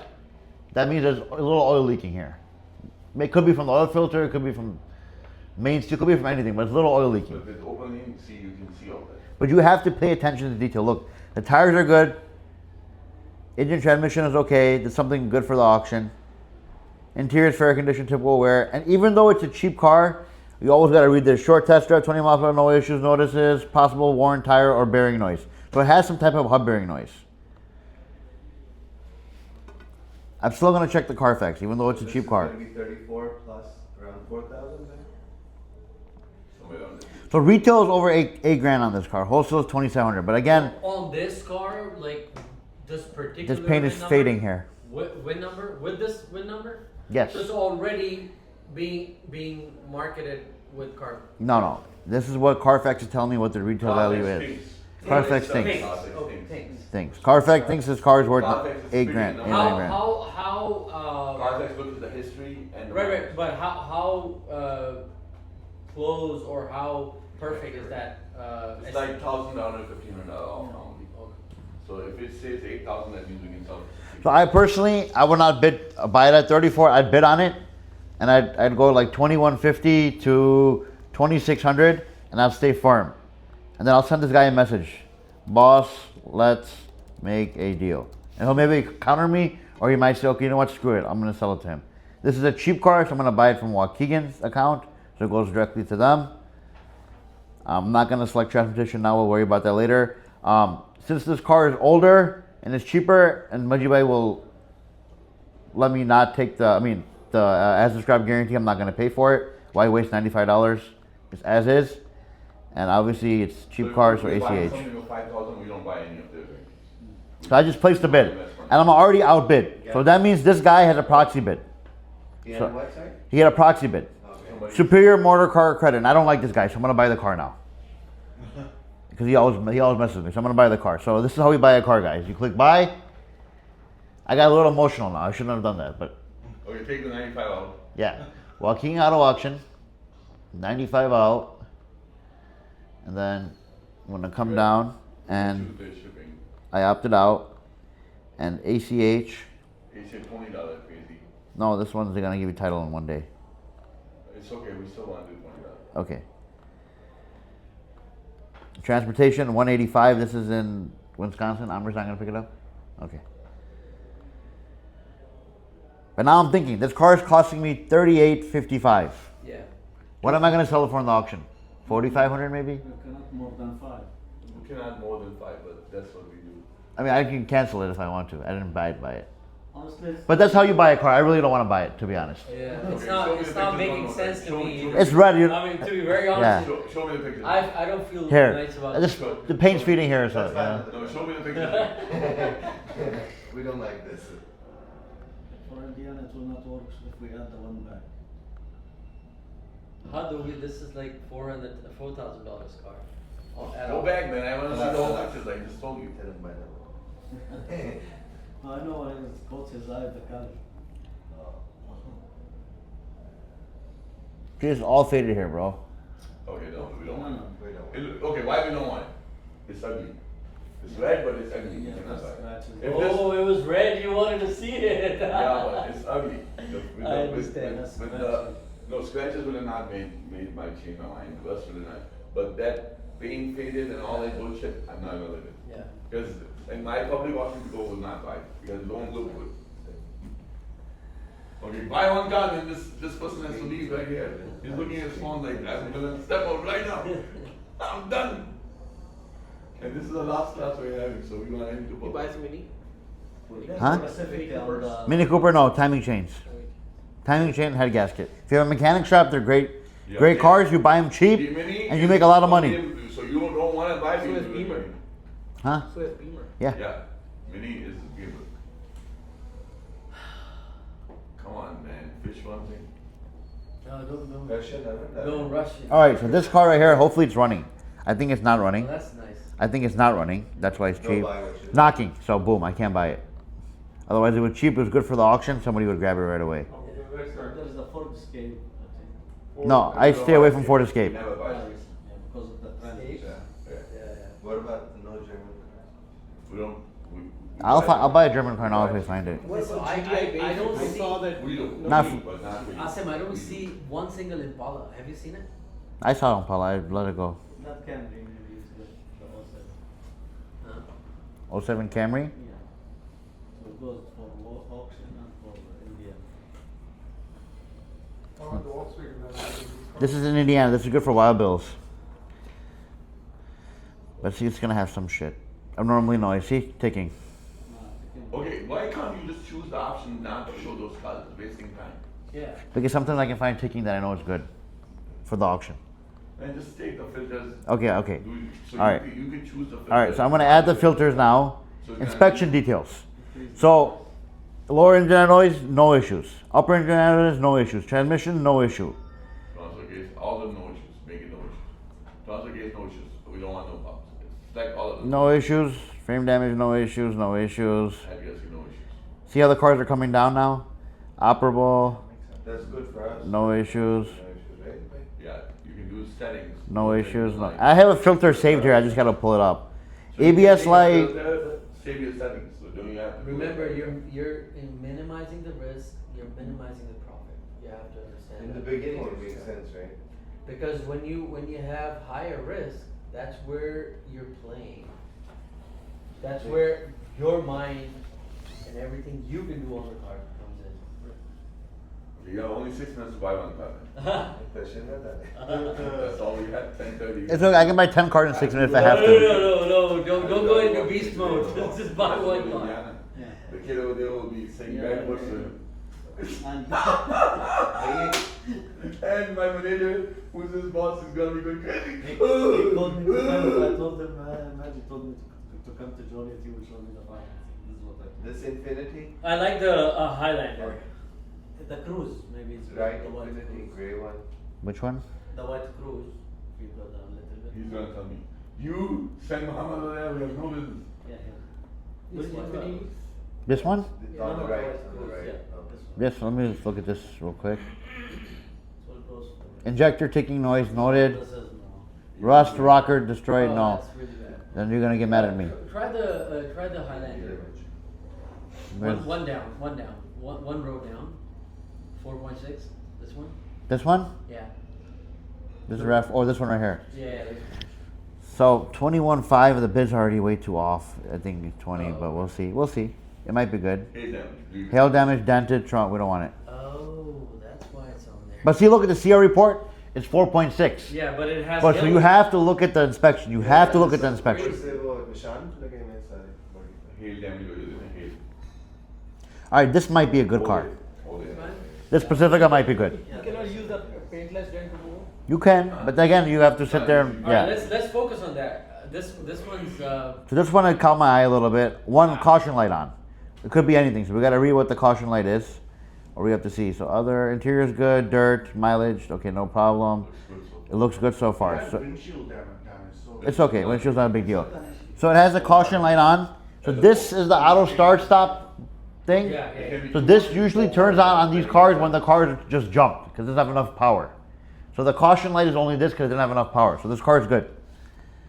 It's good? Yeah, it's good. So now we're gonna check the Carfax and retail and wholesale, and we're gonna see. The first calculation. So 13,100 is retail, 7,700 is wholesale. We got the fish. No. Now we're gonna scroll down all the way. This is very important. Read the Carfax. This is your tool. You have to read the Carfax. It could say engine service and then right back into the sale. Or it could say transmission service or oil leak. Last You 6 have to months. read Last 6 the last 6 months. So what do you see now? I don't see anything like that. I see engine service in 2025, which is good. Spark plugs, everything was done. Intake manifold gasket is done. Timing chain is done. That's something you can use to your benefit when you sell the car. Yeah. Saying it's done. Taron, I'll call you right back. So I'm gonna buy this car. So we're done. The Pacifica, this is from our experience in Indiana, brother, the only problem is the dash screen. It's very costly to be replaced, 1,500. We had one. I gotta look at the body one time real quick before. So it's good, good, good, good, good, Work is good, done and good, back into good, the good. That is not good. Go back. What? No, it's not Engine good. service, transmission service, Back. back to auction, that's not Oh, good. I thought No, it that's was okay. No, no, that's Service is fine. okay, but It's if nice. you wanna see if Well, you're there going was too some fast, problem, they Okay. checked it, they didn't fix it. Like if the oil change was done. Michelin tires, they're Tires okay. are good. We look at it. What about the frame? It looks fishy. Frame is good. I'll show you the frame too. Like check, you know, Yes, check good. for. This is a very good sign. This is a very good sign. Coffee cups, no Coke cups. You know the car was just driven. Either it got traded in like that, or some manager was driving it. So you know it drives good. Somebody's driving it. And then it came as a trade-in, that means that about. It's nice car. So I'm buying this car. The word check is not a good thing. Who's gonna get this car? Waukegan. It's 15 almost. There's nobody. No, it's gonna Waukegan or Elgin. I think engine more because it's 15,000. No, If you want to say. I give it to Sam. we use the Crestwood. The kid is doing a good job. He wants good. Okay, so we're giving it to Crestwood. So this car right here, before I click buy it now, I'm gonna read. This car gives me the title in 8 days. So that means doing the ACH 20 is not worth it. Maybe you can floor it or you can pay it. What do you wanna do? Old AC 20 It's gonna come tomorrow. I'm telling you. Okay. Change the door application. Transportation. How far is this? No.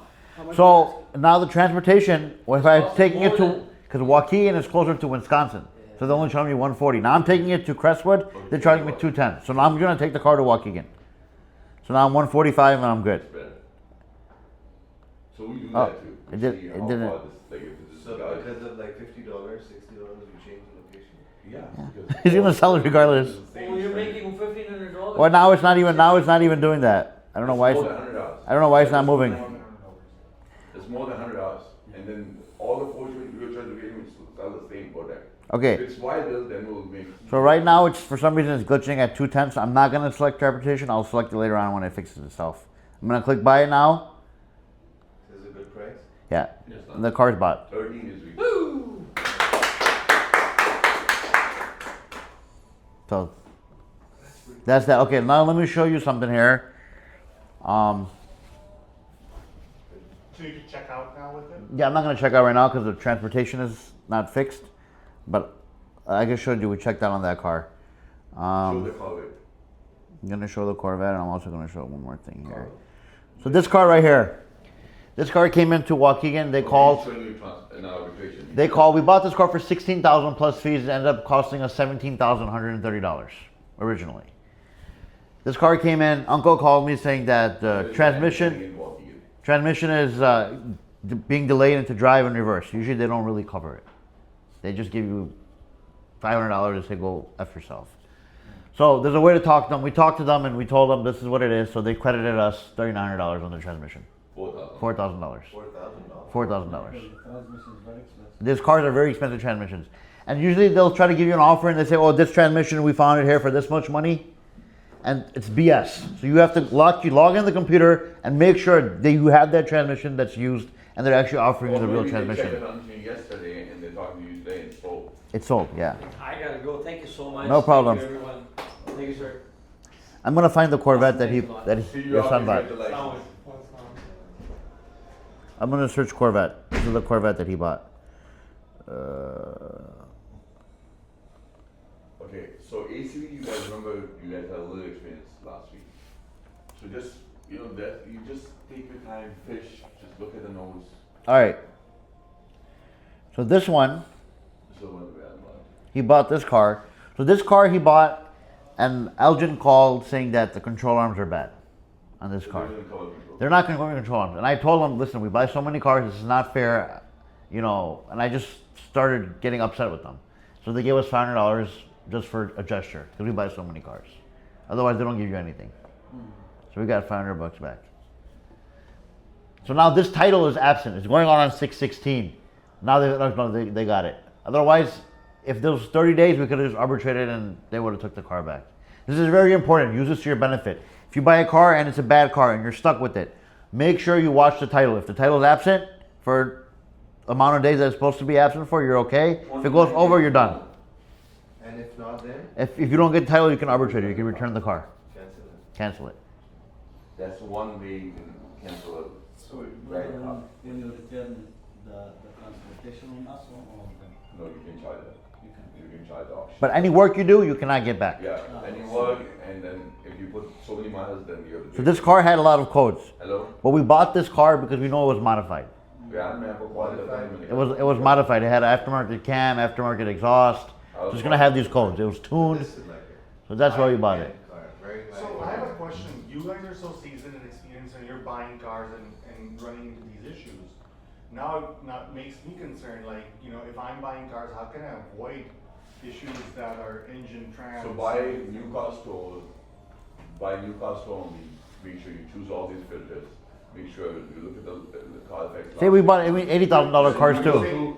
You read everything the inspector said. So are you saying you're not doing that and that's why you're running into these issues? But what was the question? So if you're making these, if you're buying cars with major issues like this, did you miss a step? No, we bought it on purpose because we know it's modified. So those codes are coming up because we know the car is modified. We know it has an aftermarket exhaust. We know it doesn't have Cadillac converters. That was normal for that car. That's normal for that car. It was not So a problem. it's easy for you to sell those cars? It Like, depends are on the you market. going to So make the it- advertising that he has every single advertising platform in the world. So people are gonna be attracted to come. And then, you know, you have someone come from different car, but they say, you know, it's a sport car, the color is nice, it's a blue color, red color, those colors are nice colors. You know, so sometimes. So this car I thought I was getting a good deal on. So I bought this car. And it ended up costing you how much to fix the car? 15 grand? Yeah, something like 15 grand. So we took a $20,000 hit on this car. 15, 20,000. Hit. Hit, yes, hit. From your pocket, yeah. Yes, It's crazy kid thought we're gonna make money. we're gonna make money. The retail was over 100 grand. So I was like, it's a no-brainer. But sometimes you get screwed. So you that's lost why- money on that? Yeah, 15,000. So again, why, I go back to why. Why would we buy it? Name marketing. Why I bought this car? Inspection was great. At that time, the retail was over 100 grand. We bought it for 80. We got 20,000 in a room. Even if we make 10 grand, we'll let it go. That's why I bought the car. Right, but why didn't you catch the 15 to 20 grand repair on it? We sold the car, and the customer came back with a major issue. Within 15 days. Off-lease cars are good or no? Off-lease cars are okay. How much you sell this car? We listed this car for 90 something thousand, and we made a deal because it was reaching like 60 days, and we made a deal like 82,000 or 83,000, something like that. So you in a big loss. Yeah. Like, can you look at a car, let's say like a Lexus, an off-lease, like a GX 460, how would you like?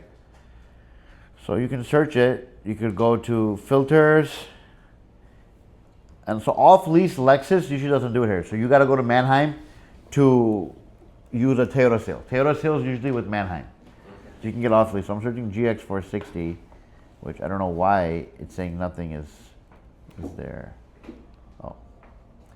So here are a couple of GXs. These are all older. Which one would?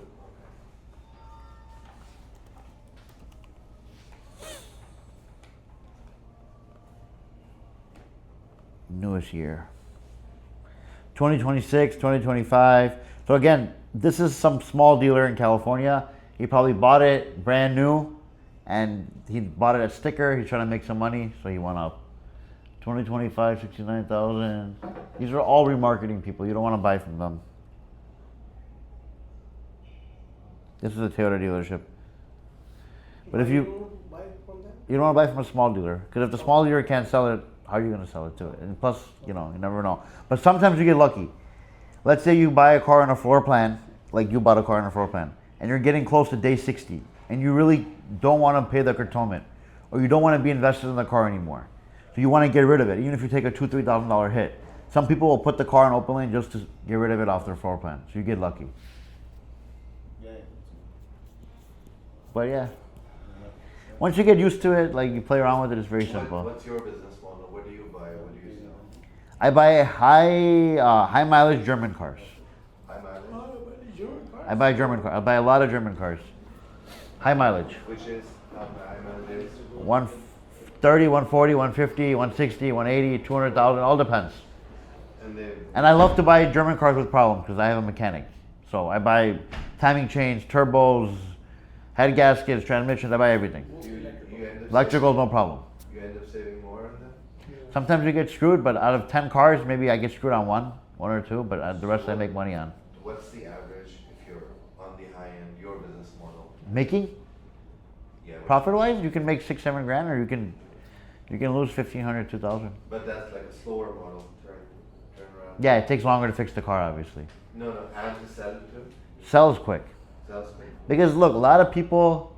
Is the camera on? Yes. Okay, well, band kar do camera.